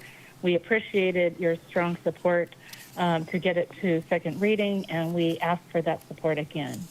I think that the community well understands now more than we did as this was going through the Planning Commission, and this is a great option to help us and save the county a lot of money while still exploring housing units and putting things in the right zoning. So, and again, this doesn't put anybody in that zoning now, it just allows for a zoning look. So we support Bill 88. We also support Bill 78 on the ADU units, and thank the state legislature for a broader scope and allowance. And housing is critical. We testify on housing quite a bit because it is such a critical need in our community. Ms. Tumpap. Yes. Okay, we're on committee reports. Oh, my apologies. My phone died, and I didn't realize you've moved on. Oh, we haven't moved on. We're on committee reports, so we didn't get to yours yet. Those items Oh, yet. I see. My apologies. Okay. All right. My apologies. I've heard others testifying on it, so I jumped in. I will wait, and I'll just testify on the last one when it's time. Okay. Mahalo, Chair. All right, thank you. Ms. Clerk? Chair, there's no one else currently signed up to testify on committee reports. If there is anyone who would like to testify on committee reports, this is your opportunity. This is last call. You can raise your hand in Teams or make your way to the podium. Chair, seeing no one, the countdown is 3, 2, 1. Chair, there's no one indicating a desire to testify. Any objections to closing public testimony on committee reports? No objections. And accepting written testimony? No objections, so ordered. Ms. Clerk? Chair, from the Agriculture, Diversification, Environment, and Public Transportation Committee is CR 2633, recommending first reading of Bill 13, CD1, 2026, to amend the requirements for county transit bus advertising. Okay. It's Member Johnson. Yep. Thank you, Chair. I move to adopt the recommendation of in-committee report 26-33. Okay. Discussion? Thank you so much, Chair. Members, Bill 13, 2026 is a bill from the administration to amend Title 11 Maui County Code on county transit bus advertising. It would limit third-party advertising to commercial transactions, formalize a requirement for county-sponsored advertisements using the county seal, update prohibitive content categories, and establish identical advertising standards for transit bus interiors and county bus passes. Bill 13 was amended in a DEP committee meeting on May 21st, 2026 to include broader references to the bill's title to Title 11 and county transit bus advertising, include advertising on county bus passes in the bill's preamble, amend code subsection 11.01.010 to allow advertising of the county-sponsored programs or events inside county transit buses which are not designated to generate revenue, and to clarify that advertisements that do not promote county-sponsored programs or events must comply with all requirements under Title 11. Amend code subsection 11.02.060 to update a citation for the types of advertising prohibited on county bus systems and incorporate non-substantive revisions throughout for clarity, consistency, and style. The Director of Transportation expressed support for CD1 version of the Bill 13, and your committee voted 6-0 to recommend approval of Bill 13 CD1. The CD1 version was further revised and incorporated non-substantive amendments. I respectfully ask the chair members to support my motion. Thank you so much, Chair. Ms. Clerk, who was the seconder on this motion? I wrote down Member Cook. Member Cook, okay. Any further discussion? All in favor of the motion, please raise your hand. Say aye. Mahalo, members. 3, 4, 6, 7 ayes, 2 excused, motion carries. Excused are members Rollins Fernandez and member Batangan. Ms. Clerk. Chair from the Disaster Recovery International Affairs and Planning Committee is CR 2634, recommending the following. 1, first reading of Bill 163, CD1 2025 to amend the Maui Island Plan's Directed Growth Map C5, Pulehu Road, to include 163.443 acres located at Kahului, Hawaii, identified for real property tax purposes as a portion of tax map key 238-006-004-0005 within the urban growth boundary for the Ho'onani Village Mixed-Use Development Project. 2, first reading of Bill 164, CD1 2025 to amend the Wailuku Kahului Community Plan designation for the 163.443 acres from agriculture to business / multifamily for the Ho'onani Village Mixed-Use Development Project. And 3, public hearing be held on Maui on Bill 163, CD1 2025 before second and final reading. Member Paulton. Thank you, Chair. I move to adopt the recommendations in CR 26-34. Your committee met on November 5th, 2025, November 6th, 2025, and May 20th, 2026 to discuss Bills 163, 164, and 165, which are a Maui Island Plan Amendment Bill, a Wailuku Kahului Community Plan Amendment Bill, and a change in zoning bill, respectively, for the Ho'onani Village Mixed-Use Development Project. The Council at its meeting of June 6, 2025 adopted Resolutions 25-132 FD1, which transmitted similar bills to the Maui Planning Commission for review. By County Communication 192-25 dated September 29, 2025, the Planning Director informed the Council that the Planning Commission could not provide a recommendation within the 120-day period established under the county charter. As a result, on October 20th, 2025, Bills 163, 164, and 165 were referred to your committee. At your committee's meeting of November 5th, 2025, a Deputy Corporation Counsel recommended that your committee obtain a recommendation from the Maui Planning Commission before considering the bills. He also expressed concern about acting on Bill 165 before the State Land Use Commission's review and approval of a required district boundary amendment. At its reconvening meeting of November 6, 2025, your committee recommended passage of Bills 163 and 164 on first reading while deferring Bill 165. However, your committee held the committee report pending the Maui Planning Commission's review of the bills. On January 13th, 2026, the Maui Planning Commission held a public hearing on the bills and recommended the following. Deferral of Bill 163 until the draft EIS is submitted to the State Land Use Commission and the island-wide inventory of existing land uses is updated and indicates that additional urban density land is necessary to provide for the needs of the projected population growth. Deferral of Bill 164 until the draft EIS is submitted to the State Land Use Commission and the Maui Island Plan's urban growth boundary is expanded. And deferral of Bill 165 until the State Land Use Commission approves the district boundary amendment and the criteria under Code subsection 19.510.040 paren A, paren 4 are met. On March 18th, 2026, the project draft EIS was submitted to the State Land Use Commission. By County Communication 86-26 dated April 10th, 2026, the Planning Director transmitted the Department of Planning's report and the Maui Planning Commission's recommendations on the bills.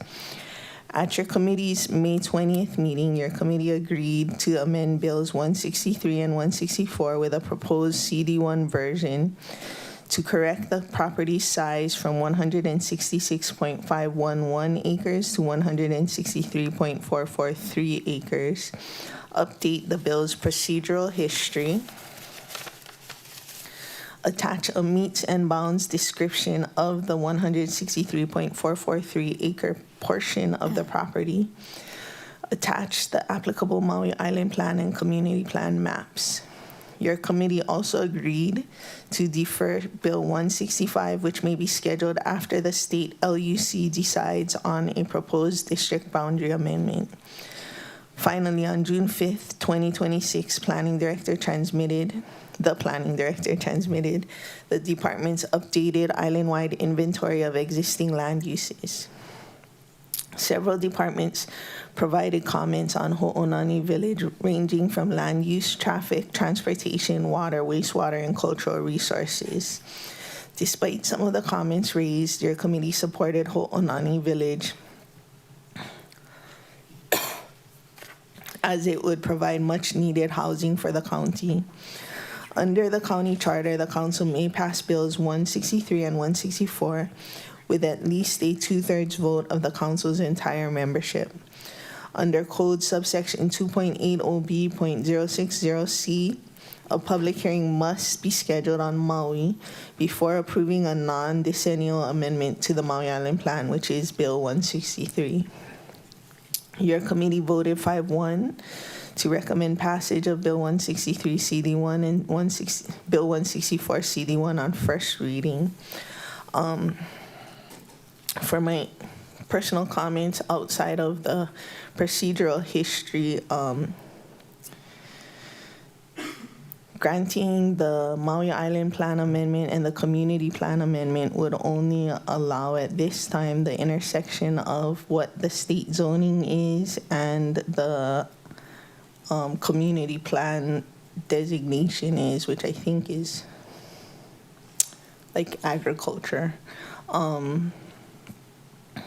And it's pre-positioning us. Nothing housing will happen until the change in zoning occurs, which won't happen until the state land use commission does or does not approve a district boundary amendment. So this action in and of itself doesn't even, wouldn't guarantee any housing. But what it does is, should the State Land Use Commission, in their due diligence of the final EIS, if they satisfy the water, the noise, all the other things, it would pre-position this project to move forward faster than if we didn't take this action because of the ping-ponging that we're all aware of, which isn't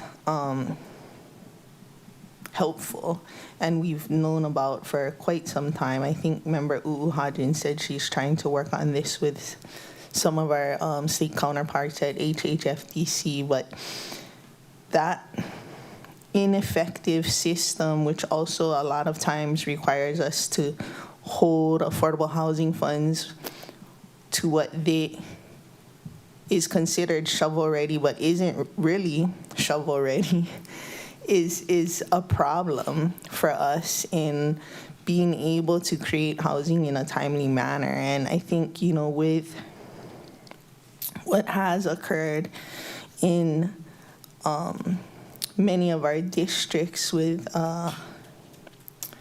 catastrophic events, housing is needed more now than ever. There's families living in the bushes. There's families living in their cars. There's families living at the beach.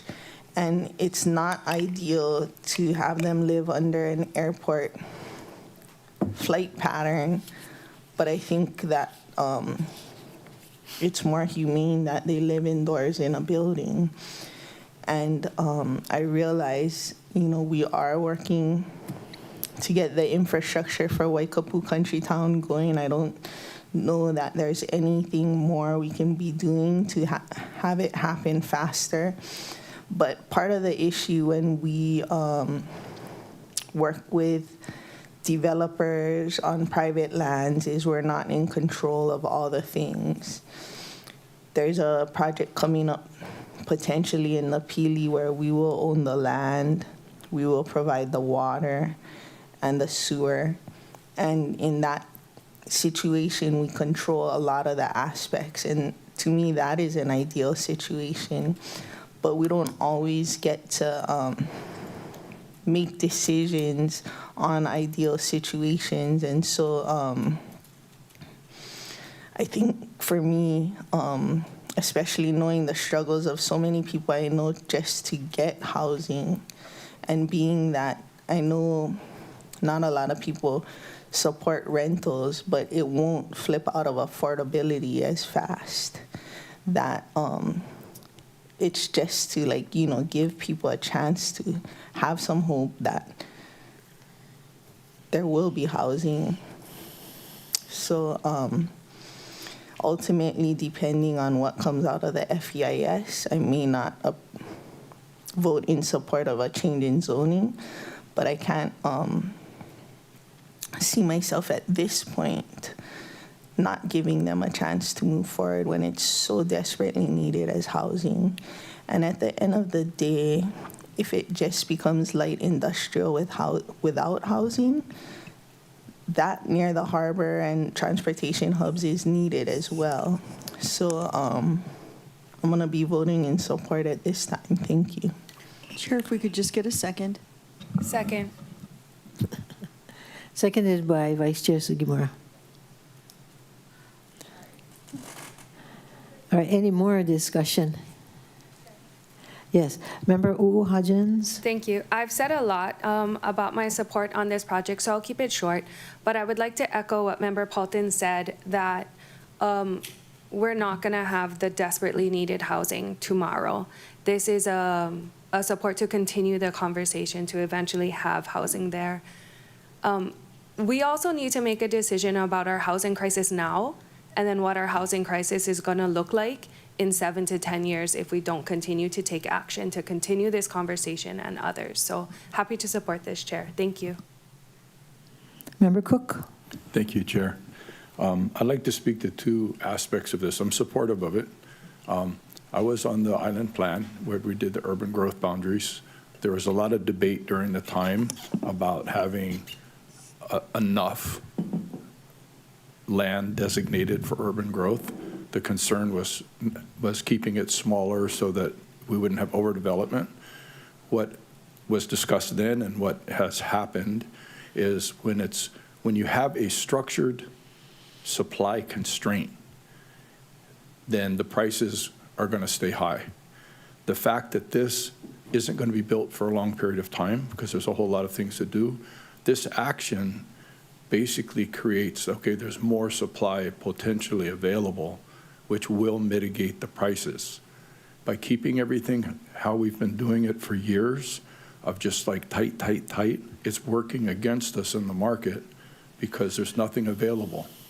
And so even just the perception of availability can impact price. As far as the noise issue in that area, the planes do fly over residential areas. Granted, it's getting lower there. I was in Lahaina last week, and I encourage people to look at it. There's a SOBS building system where they use foam walls. I was really impressed. There are building systems that will help us achieve better affordability in the construction of homes, and it's also being more progressive in the thermal, acoustic and thermal efficiency of homes. So I firmly believe as a builder that when this is going, there's going to be other options to mitigate some of the concerns. Thank you for allowing me. Mr. Sinensi. Thank you, Chair. Yeah, I was the only dissenting vote in committee, and for today I'll retain that vote in anticipation of the final EIS, Chair. Thank you. Anyone else?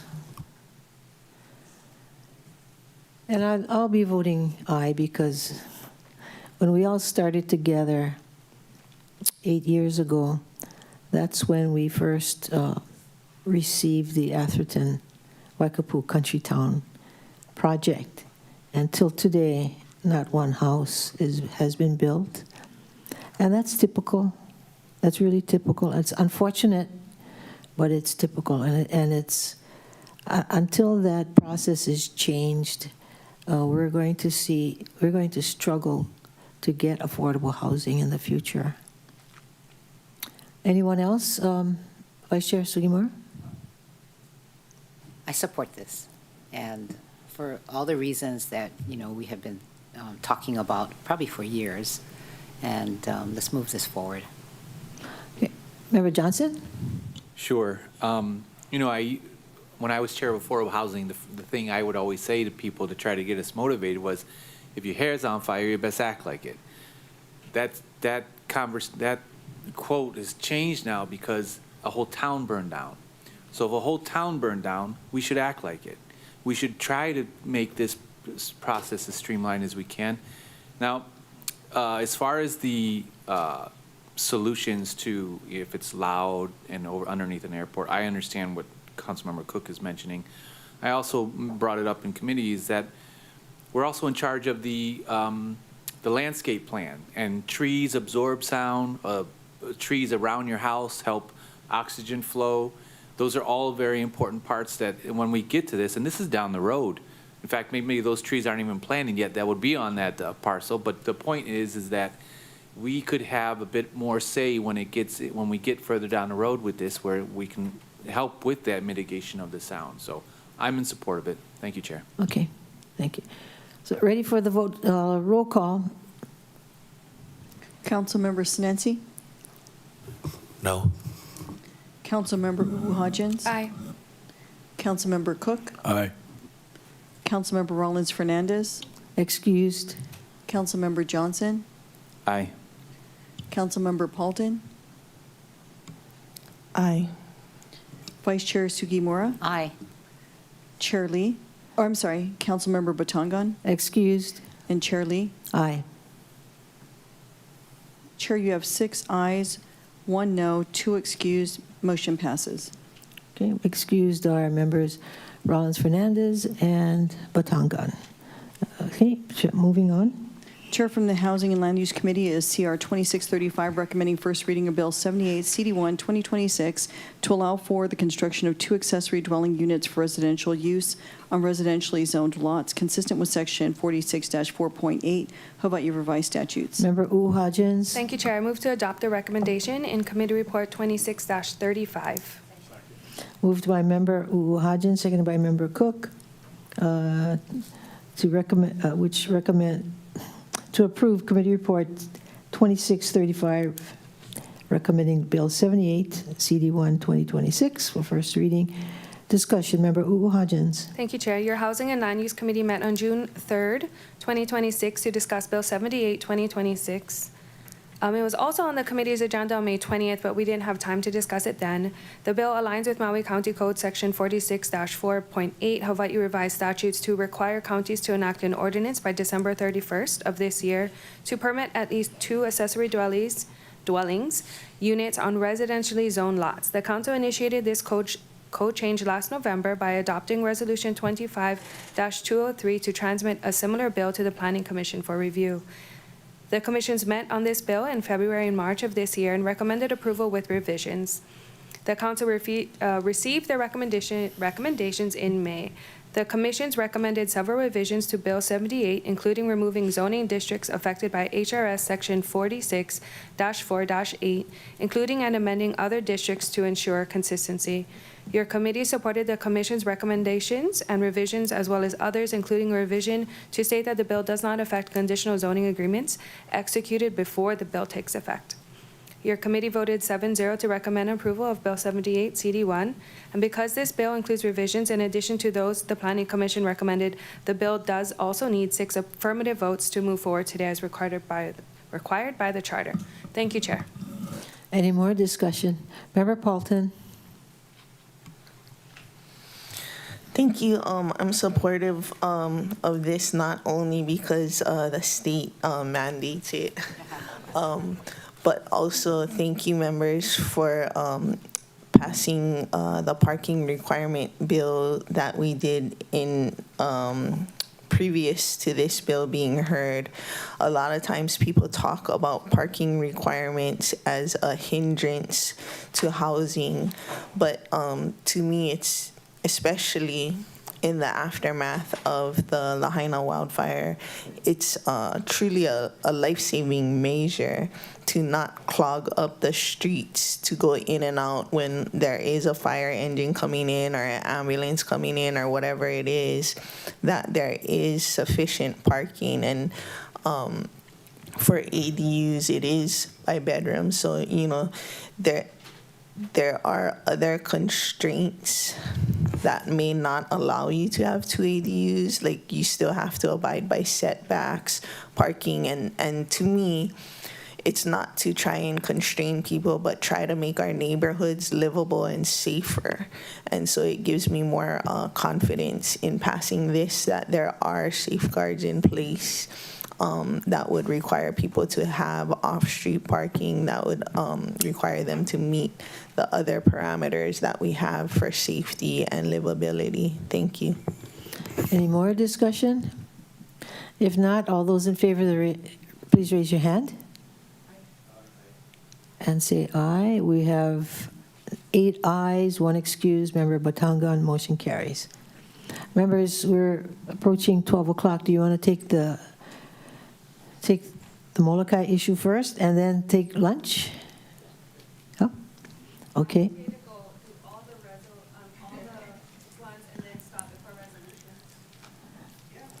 You want to take all the committee reports?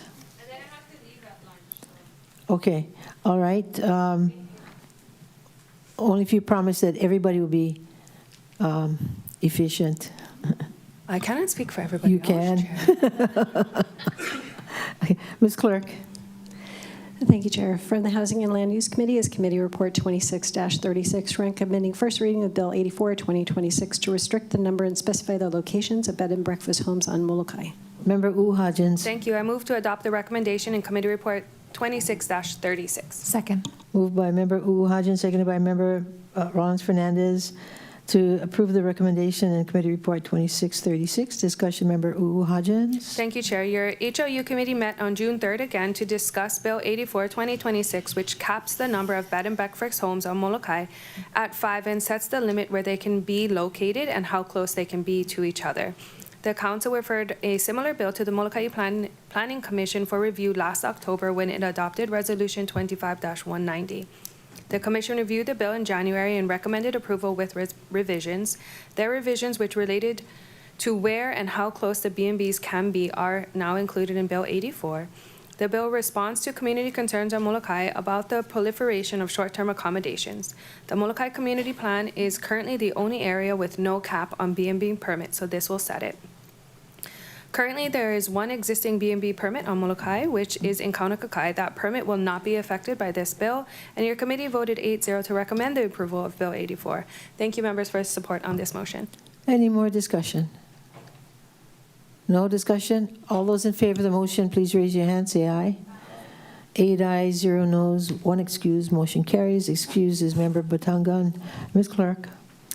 Thank you, Chair. From the Housing and Land Use Committee is Committee Report 26-37, recommending adoption of Resolution 2684 CD1 to refer to the Maui Planning Commission proposed bills to amend the Paia Haiku Community Plan and to conditionally change the zoning for 40.392 acres in Paia, Hawaii for the EC Paia Town Project. The 40.392 acres is comprised of 5 portions of a parcel identified for real property tax purposes as tax map key 225005066 and a portion of a parcel identified for real property tax purposes as tax map key 225005067. Member Uhajins. Thank you, Chair. I move to adopt the recommendation in Committee Report 26-37.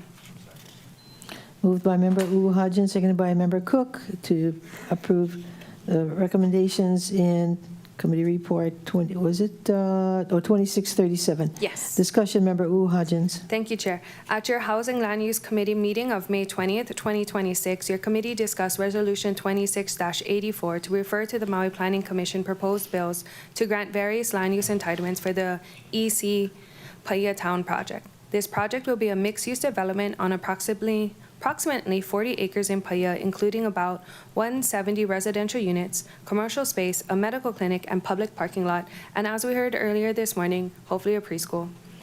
Project representatives have been meeting with the Paia community members on the project and will continue to meet with them as the project continues to be reviewed. Your committee supported amendments to more accurately capture the project's plan, as well as to incorporate proposed conditions of zoning, including a condition to require the residential workforce housing rental units to be affordable in perpetuity and have no associated fees for parking, and to have laundry facilities. Your committee voted 7-0 to recommend adoption of Resolution 26-84 CD1, and I ask the members' support for my motion. I do have more discussion that I'll save for later. If any other of the members have discussion, I'll hold. Member Cook. Thank you, Chair. There was a lot of community support that came out for this project when it was being heard, and I just saw it was refreshing how the community was working together with the developer on this project. Thank you. Any more discussion? Member Paulton. Thank you, Chair. Some of the aspects that really sold me on this project was, of course, no paid parking for the affordable stuff, and affordable in perpetuity, obviously.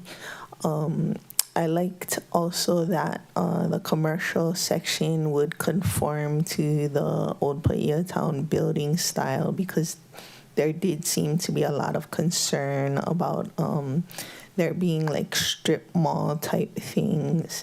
I hope that every effort will be made to prioritize small local businesses above national or international corporate chains to retain the feel of Paia Town.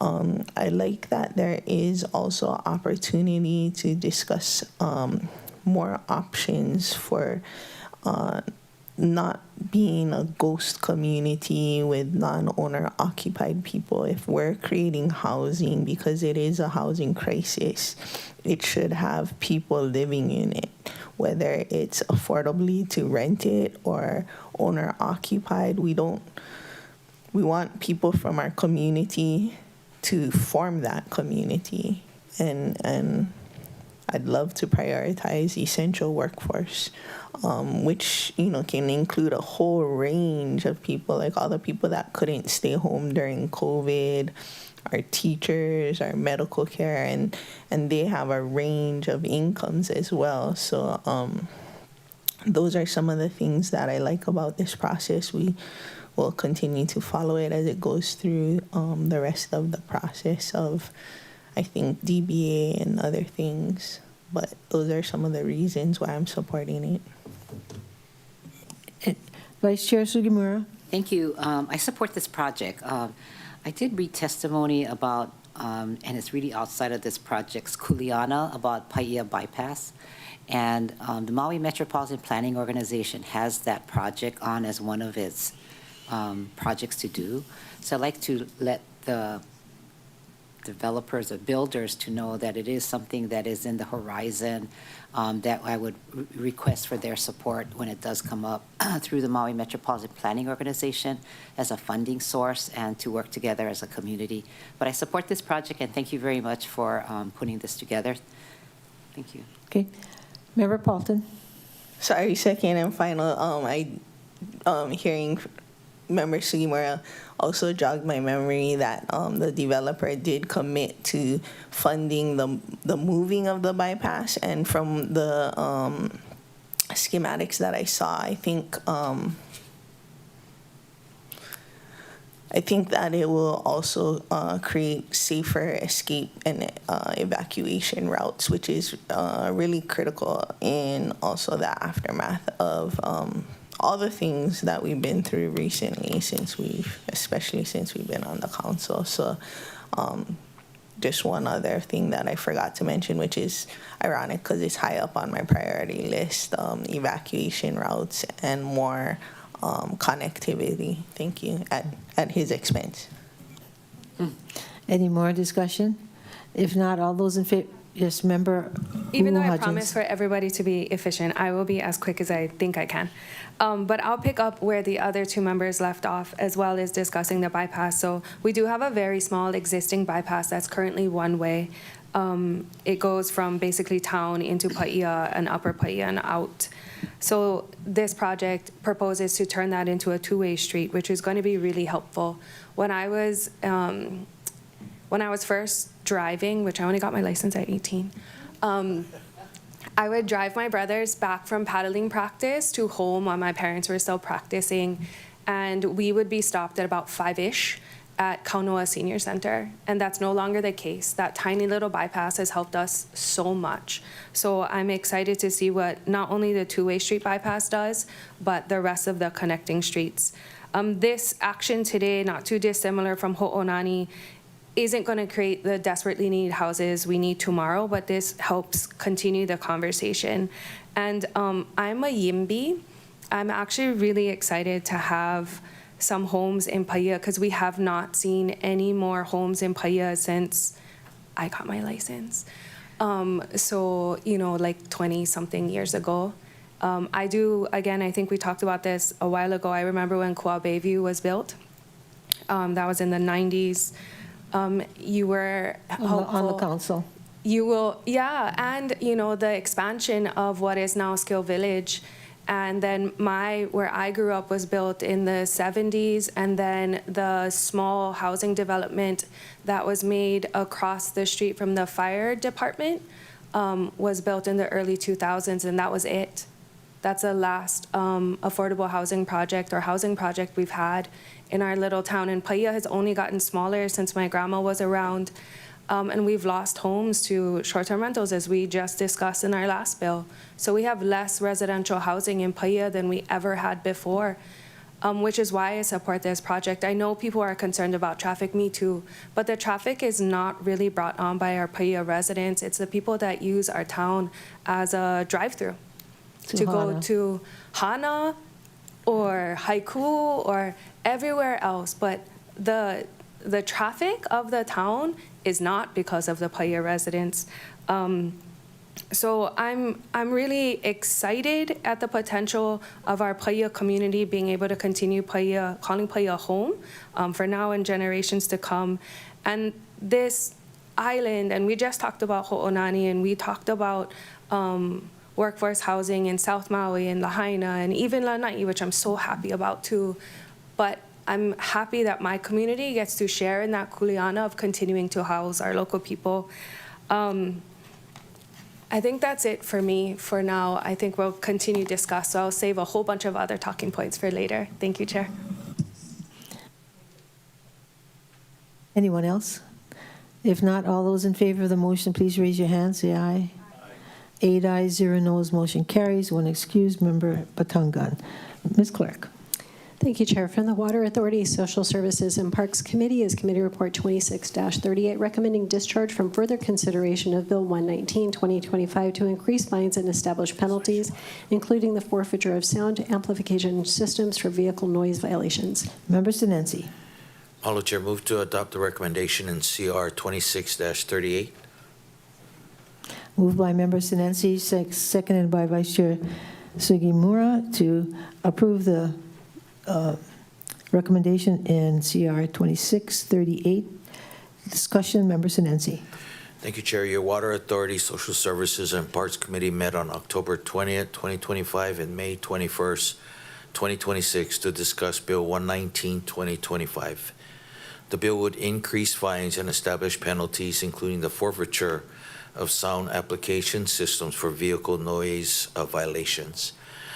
Bill 119 was introduced in response to complaints about excessive noise from loud vehicle sound systems interfering with residents' peace and businesses' operations, as well as for safety concerns. Representatives of the Department of Police and the Department of the Prosecuting Attorney agreed the sound system noise issue should be addressed, but emphasized the difficulties associated with enforcement. A proposed CD1 version of Bill 119 was transmitted to committee, which removed the forfeiture penalty and increased the fine amounts from $500 for the first offense $750 for the second offense, and for the third offense, the fine would be $1,000. After discussion, your committee voted 5-0 to recommend Bill 119 be discharged for further consideration by the Water Authority, Social Service and Parks Committee to allow the bill to be transmitted to the council for your consideration today. I respectfully ask for the members' full support of my motion. Thank you. Any more discussion? This is for the discharge. All those in favor of the motion to discharge? Right? Aye. 8 ayes, 0 noes, motion carries. 1 excused member, Batangan. Mr. Sinensi, now you're going to move to adopt the... Thank you, Chair. Now that the bill is with the council for consideration, you can now call back CC 2619 for your proposed ASF, Chair. Ms. Clerk? Thank you, Madam Chair. Recalling County Communication 26-19 from Council Chair Lee, transmitting a proposed amendment to Bill 119, 2025, entitled A Bill for an Ordinance Amending Section 9.36.040 Maui County Code on Penalties for Prohibited Noise Violations. Mr. Sinensi, you're going to move to pass the bill? Move to pass Bill 119, 2025 on first reading, Chair. Moved by Member Sinensi, seconded by Vice Chair Sugimura, to pass Bill 119 on first reading. And then at this point, did everybody get the copy of the ASF? It was posted, right? It was posted, Chair. Okay, so I will make the motion to amend the main motion to accept, to pass the ASF, okay, which, as you said, was posted. So I move to amend Bill 1. What's that? Is it a substitution? No, I'm an amendment. Oh, okay. I move to amend Bill 119 by replacing the bill with a proposed FD1 version that is attached as my ASF that was posted on today's agenda. Second, somebody? Second? Okay. So my ASF includes a chart of the comparison of the penalties for noise violations now in Maui County Code Chapter 9.36, enacted in 1999 by me, and now in my new proposal to increase the fines. My proposal to increase these fines would be the first amendment to the Maui County Code on noise control in nearly 35 years. My proposed FD1 version was signed and approved as to form and legality by Corp Council. I've regularly received complaints from constituents about the blasting loud music at all times of the day and night. I was also sent a petition signed by Central Maui business owners concerned about the systemic regard for the law which inspired my proposal. My proposal seeks to increase enforcement and create greater awareness on this matter, which has become an escalating issue in our community. I ask for the members' support of my motion. And further discussion, if you don't mind. I've received not only a petition and individual complaints, but it's very disturbing when people complain that their spouses or family members are sick, and it's affecting them. It's affecting their conditions because the blaring noise is so loud. It shakes their homes. Okay. And so, this is a serious matter, and the police have said that they will try to increase enforcement measures. And one of them I've suggested to them is to put cameras, including recordings, at intersections where the complaints have been, so that we can get the license numbers and with a recording, record the noise level. So, there are things that can be done. The police themselves are going to be using drones in the near future.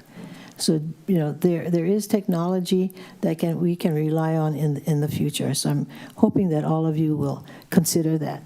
Any more discussion? Chair, if I could, the seconder on that motion was Vice Chair Sugimura. Okay. This is for the amendment. Yes, Member Cook. I'm just really supportive of this. I get a lot of complaints when I'm driving and I'm at a stoplight and somebody right there, my windows are vibrating. I'm hopeful that they'll get this under control. Thank you. Okay, yes, Member Yeah, Vice Chair Sugimura. Appreciate this. I did see this on Hawaii News Now, so it's getting, good coverage. But I also want to say that I live a lot away from the Kula Community Center. And once in this whole 30, almost 40 years that we've been living there, somebody had like really, really loud noise on. So I got in my car, I went next door, and I told the guy, you know what, my windows are shaking at my house. First time. So people are crazy, and I wonder if, and of course he stopped, but I wonder if this is going to affect people's hearing, because it's crazy. I don't know about your neighborhood, but ours is getting out of control. I don't know what possesses people to think that the rest of us enjoy hearing this. Yeah, it's really loud. Or when people drive. Yeah. Thank you. Okay, do we need roll call? Member Johnson?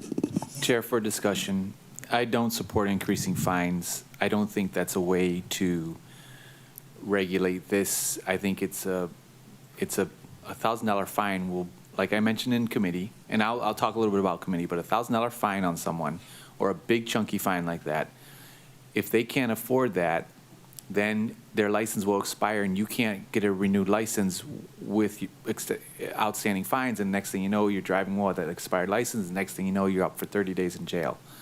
Last time I checked, it was $300 a day for a person to sit in jail. That's way overboard for what we're talking about today. So I don't support that. When someone calls 911 and you tell them it's a loud stereo, police will not respond to that. That is not an emergency. Running red lights, traffic violations, those are the things I would like our traffic police officers to address on their 12-hour shift. That's all they got. Do they want to prioritize loud stereos, or do they want to prioritize speeding, DUIs, things that kill on a regular basis? Tints, tires, and stereos are not the priority of a limited resource that we have in our police officers. This bill smacks of territorial laws where the government got in our business. Remember, we banned, for some reason, pinball was banned, and I don't like when the government does that. That's not my style. So no offense. I get the complaints. I get complaints. People call me. You can hear a pin drop in Lanai City at night, and then boom, boom, boom, boom, boom. Here comes the kids driving down the street, right? That's something that their parents should talk to them about. The neighbors should talk to them about. For the government to come in and slap heavy fines on them, I think that's out of our. It's too much. Yeah. So, thank you, Chair. And you're entitled to your opinion. Oh, I will mention one last thing. When this was in committee, we could have called for the question, and we didn't have the votes, and I allowed the discharger for other members to speak because we didn't have the votes. This bill could have died in committee. But working with the team, I wanted to let other members speak on this. So I'm trying to work with you guys, but I also want to hear your opinions because I get the complaints too, but I also feel this is a bit of overreach. Okay. Well, I think people have shared their opinion already, but we can hear it again. Member Paulton? This is just the substitution. There's still a main motion, yeah? Yeah, this is the I'm gonna amendment. save it This is for an the main amendment. motion myself. Okay, so this on the amendment. All roll call. Councilmember Sinensi? Aye. Councilmember Hodgins? Aye. Councilmember Cook? Aye. Councilmember Rollins Fernandez? No. Councilmember Johnson? No. Councilmember Paulton? Aye. Vice Chair Sugimura? Aye. Councilmember Batangan? Aye. Council Chair Lee? Aye. Chair, there are 7 ayes, 2 noes, motion passes. Now the main motion as amended, discussion. Did somebody say they had discussion? Member Paulton? Thank you. Truthfully, I feel pretty similarly to Member Johnson. I don't really care. There's people rolling through. My kid wants to blast the sounds while I'm driving, and like many of his generation, he doesn't appreciate bass, and it's all treble. Difficult being a teen parent in these trying times. But I have also gotten reached out from people. I would hope that our police can prioritize all the laws, not, pick and choose. But at the same time, if this ordinance would have a parent prevent their kid from spending thousands of dollars on the sounds instead of getting fined $1,000, maybe that can help. I'm not really a fan of the surveillance and all of that, but I have heard the people that are reaching out to me like for some sort of relief. I'm not super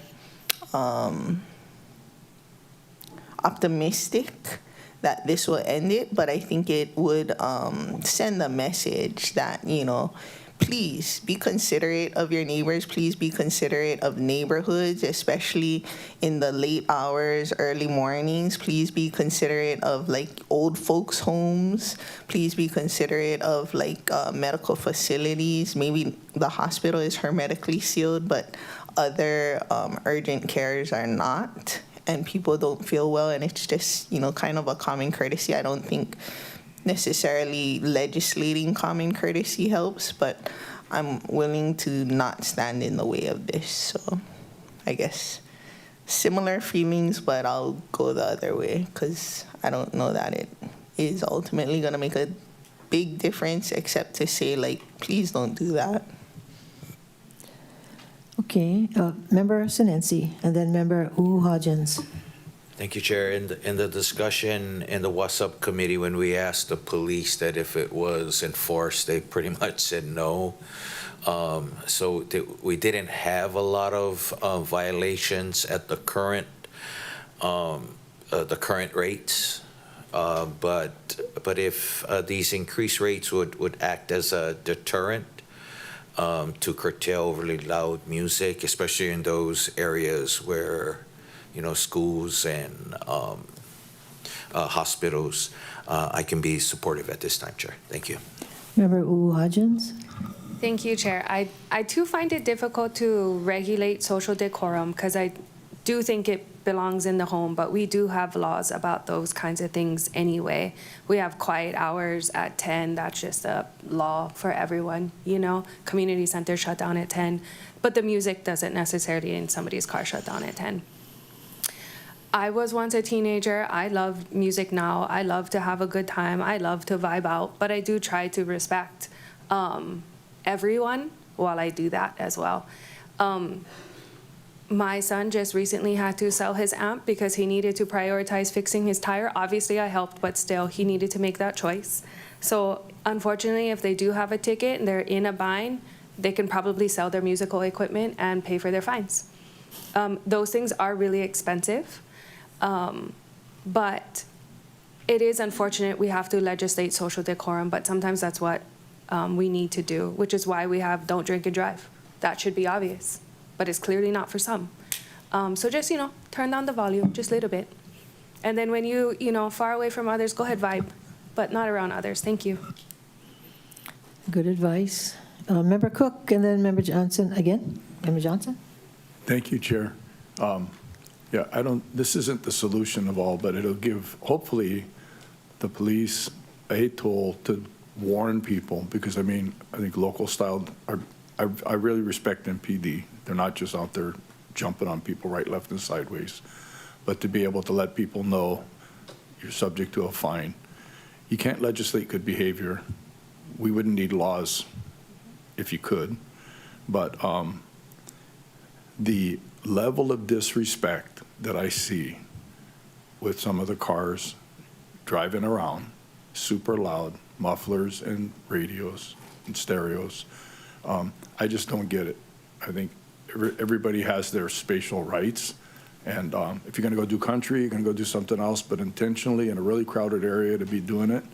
And granted, I'm 71. When I was younger, I felt different, but trying to find some common ground. Thank you. Member Johnson. Well, I agree with Councilmember Cook that this is not a solution. So I think raising fees is a weak type of policy. It just doesn't really address, especially when we're not enforcing the fees as they stand. Councilmember Paulton's example is a good example. Her kids want to play the treble, and she tells them no. That's how you do it, right? And then I'm just going to say it, this bill smacks of boomer energy, and I can't support it. Thank you. Okay, Member Batangan. Thank you, Chair. I don't think it's the solution, but I think it is a solution. So the topic, before us came up a few times when I was at the Maui Metropolitan Planning Organization, or Maui MPO. And one of the things that we discussed was that, fines by themselves are not going to move the needle as far as we would like them to go, but they do help. And when I was with the state and some of the other counties discussing this topic, we talked about fines, but also helping the public to feel with some level of certainty that the existing rules will be enforced. Other tools to help adjust behavior is clear communication from authorities like this council or MPD, and then shifting social norms. And I think where people don't, there's discomfort on this body is on the social norm side.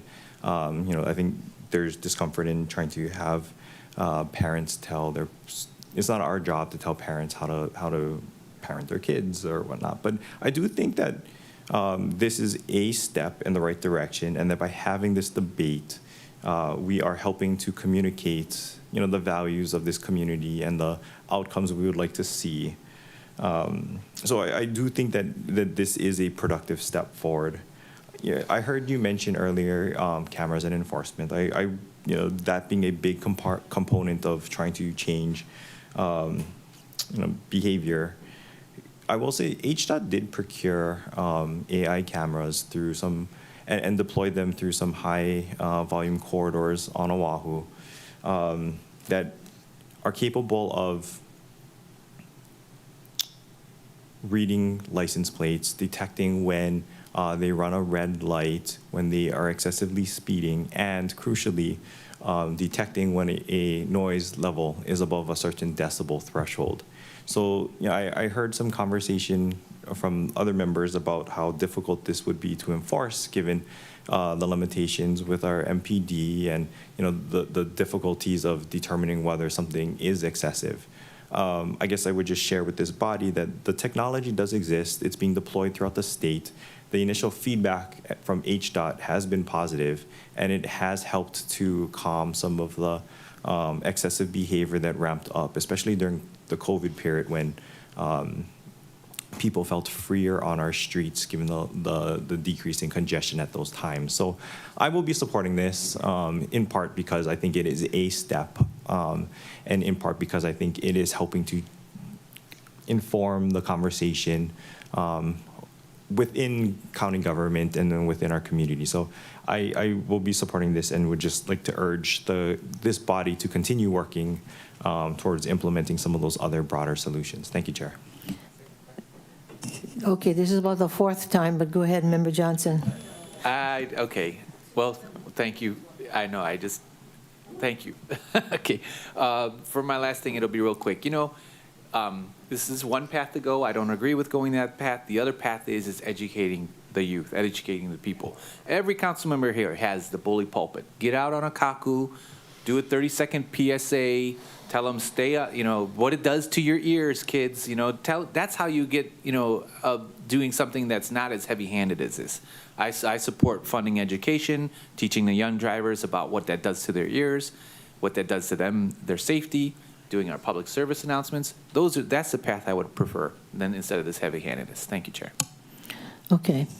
I was going to be mentioning, plan to mention what you did, Member Kawanoi Batangan. Thank you very much for that.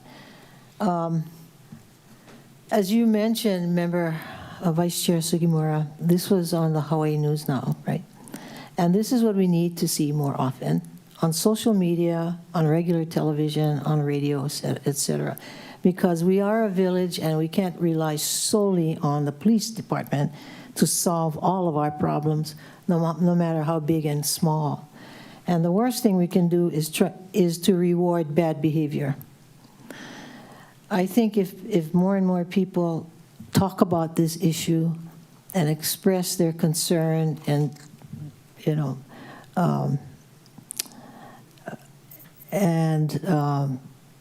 let the youngers, or it's not younger, it's adults too, a lot of adults do this as well. If people start to realize this is not something that our community wants and appreciates, and that will, to me, help the overall issue, because when the campaign on Don't Drink and Drive started with Lieutenant, what's his name? Lieutenant? No. Hankin. And we were out there, all of us, on the road, don't drink and drive, with the signs, out there in Lahaina, everywhere. That really helped. And that had nothing to do with the police themselves. It was the community that went out and in support of the families who went through, losing a family member. So again, if what we can do personally and individually will also help. And the fact that our county is committed to having this stop, because it's disturbing our neighborhoods and, our peace and quiet. So anyway, thank you very much, everybody, for discussing this. And we'll have a roll call vote right now. Ms. Clerk? Councilmember Sinensi? Aye. Councilmember Ugu Hodgins? Aye. Councilmember Cook? Aye. Councilmember Rollins Fernandez? No. Councilmember Johnson? No. Councilmember Paulton? Aye. Vice Chair Sugimura? Aye. Councilmember Patangan? Aye. Chair Lee? Aye. Chair passes 7-2. Okay. Thank you very much, members. Oh, that was just for, no, that was the main motion as amended. Now, time for lunch, okay? Everybody? And 1:30? Okay, everybody can come back at 1:30? Okay. This meeting is in recess. Thank you.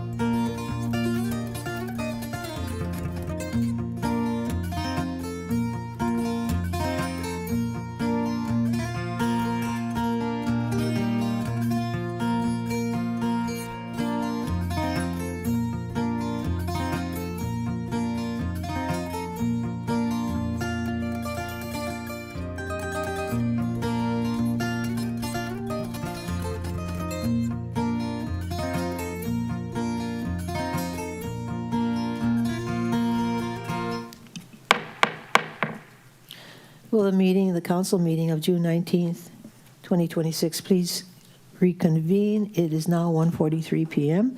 Ms. Clerk. Chair, we're now in resolutions, and we have two people signed up to testify. The first is Tom Aquat, testifying on Resolution 26-102, and he'll be followed by Jacqueline Takakura. Tom, did you sign up to testify? Chair, Right. Yes. do we want him to testify or be a resource person? No, he and the other person that came, Deputy Director. Okay. Well, anyway, the department is going to be a resource. Okay, so he won't be testifying. He'll be a resource person. So next testifier. Well, Chair, the next testifier is Director Takakura from Planning. Hello, Director Takakura. Hello, County Council. Thank you. Testifying on Resolution 26108. And I just want to thank you for including this resolution on the agenda today. And the Planning Department respectfully requests your approval of the time extension for the South Maui Community Plan. The additional time is necessary to allow for Corporation Council's comments to be provided and considered. And it'll also allow for Department of OEV Resources the opportunity, if they desire, to provide additional cultural and environmentally significant places and to comment on actions. So mahalo for your time and attention in this matter. Thank you. Members, do you have any questions? Member Paulton. Thank you, Chair. Thank you, Director Takakura. I just wanted to clarify that you weren't going to incorporate Corp Council's revisions. You were just going to list them and allow us to motion and second and then incorporate them in that way. Councilmember Paulton, you are correct. It'll be included in a matrix so that you can consider where we started and how we kind of went through and what the final recommendations are. You'll receive what the Planning Commission had recommended for approval, and then the matrix of these other things. Thank you. Thank you so much. And don't be scared if you don't want to use up all your whole entire time. Anybody else? Questions? If not, thank you, Director. Chair, there's no one else currently signed up to testify, so this is last call. If there's anyone who would like to testify on resolutions, this is your opportunity. Chair, the countdown is 3, 2, 1. There's no one indicating a desire to testify. Members, any objections to closing public testimony on resolutions and accepting written testimony? So ordered, Ms. Clerk. Chair, for referral to the Disaster Recovery International Affairs and... Do you want to recognize Ms. U'uhadjins and let her do her disclosure? Yes, sorry. Good idea. Let the record show that Member U'uhadjins is online and present with us. Could you let us know if you are in your workspace alone? Thank you, Chair. I'm at my private residence. I do have one minor child with me now. My other minor child is going to come home from track practice in a bit. And other than that, it's just me. Thank you. Okay. And let the record show that we also have the presence of Member Rollins Fernandez. Welcome back. In the flesh. Yes. All right, Ms. Clerk. Thank you, Chair. For referral to the Disaster Recovery International Affairs and Planning Committee is Resolution 26102, authorizing the acquisition of 1.714 acres identified for real property tax purposes as a portion of tax map key 223007037, situated at Kula Makawao, Maui, Hawaii, for up to $470,000, exclusive of closing costs and expenses under subsection 3.44.015C, Maui County Code. Member Cook. Oh, this is for referral, Chair. This is the one that's up for discussion. Yeah, and I don't have drip on my thing. I have why. Oh. Your thing says drip? Ours says drip. Oh, interesting. And mine says why. Yes. But I think we're not going to refer Okay, it. Chair. Yes. I move to adopt Resolution 26102. Okay, it's been moved by Member Cook, seconded by Vice Chair Sugimura, to adopt Resolution 26102. Discussion, Member Cook. Thank you, Chair. This resolution authorizes the county to acquire 1.714 acres of land in Kula known as the Kealaloa well site from Halekala Ranch Company. This acquisition displays the collaboration between state, county, and private partnerships. The purchase price is $470,000 exclusive of closing costs, which reflects the property's independently appraised market value. The Director of Finance has reviewed this acquisition and determined that it be completely in the public interest to secure this infrastructure for our water supply. The Kealoha well will increase the upcountry water source and assist the Department of Water Supply to work through the upcountry wait list. I respectfully ask the members' support for my motion. Okay, members, generally when Mr. Ratz and I go through the yellow folder, what we call the yellow folder, to post items in the upcoming council meeting, we look for, in the transmittal letter, if something is time sensitive, we generally allow for floor action. But in this case, there was no notification that this matter was time sensitive, so that's the reason why we just assumed that they would be agreeable to a referral to committee. But now we found out that it is time sensitive, and we have the Deputy Director here, Mr. Landgraf. You want to explain that?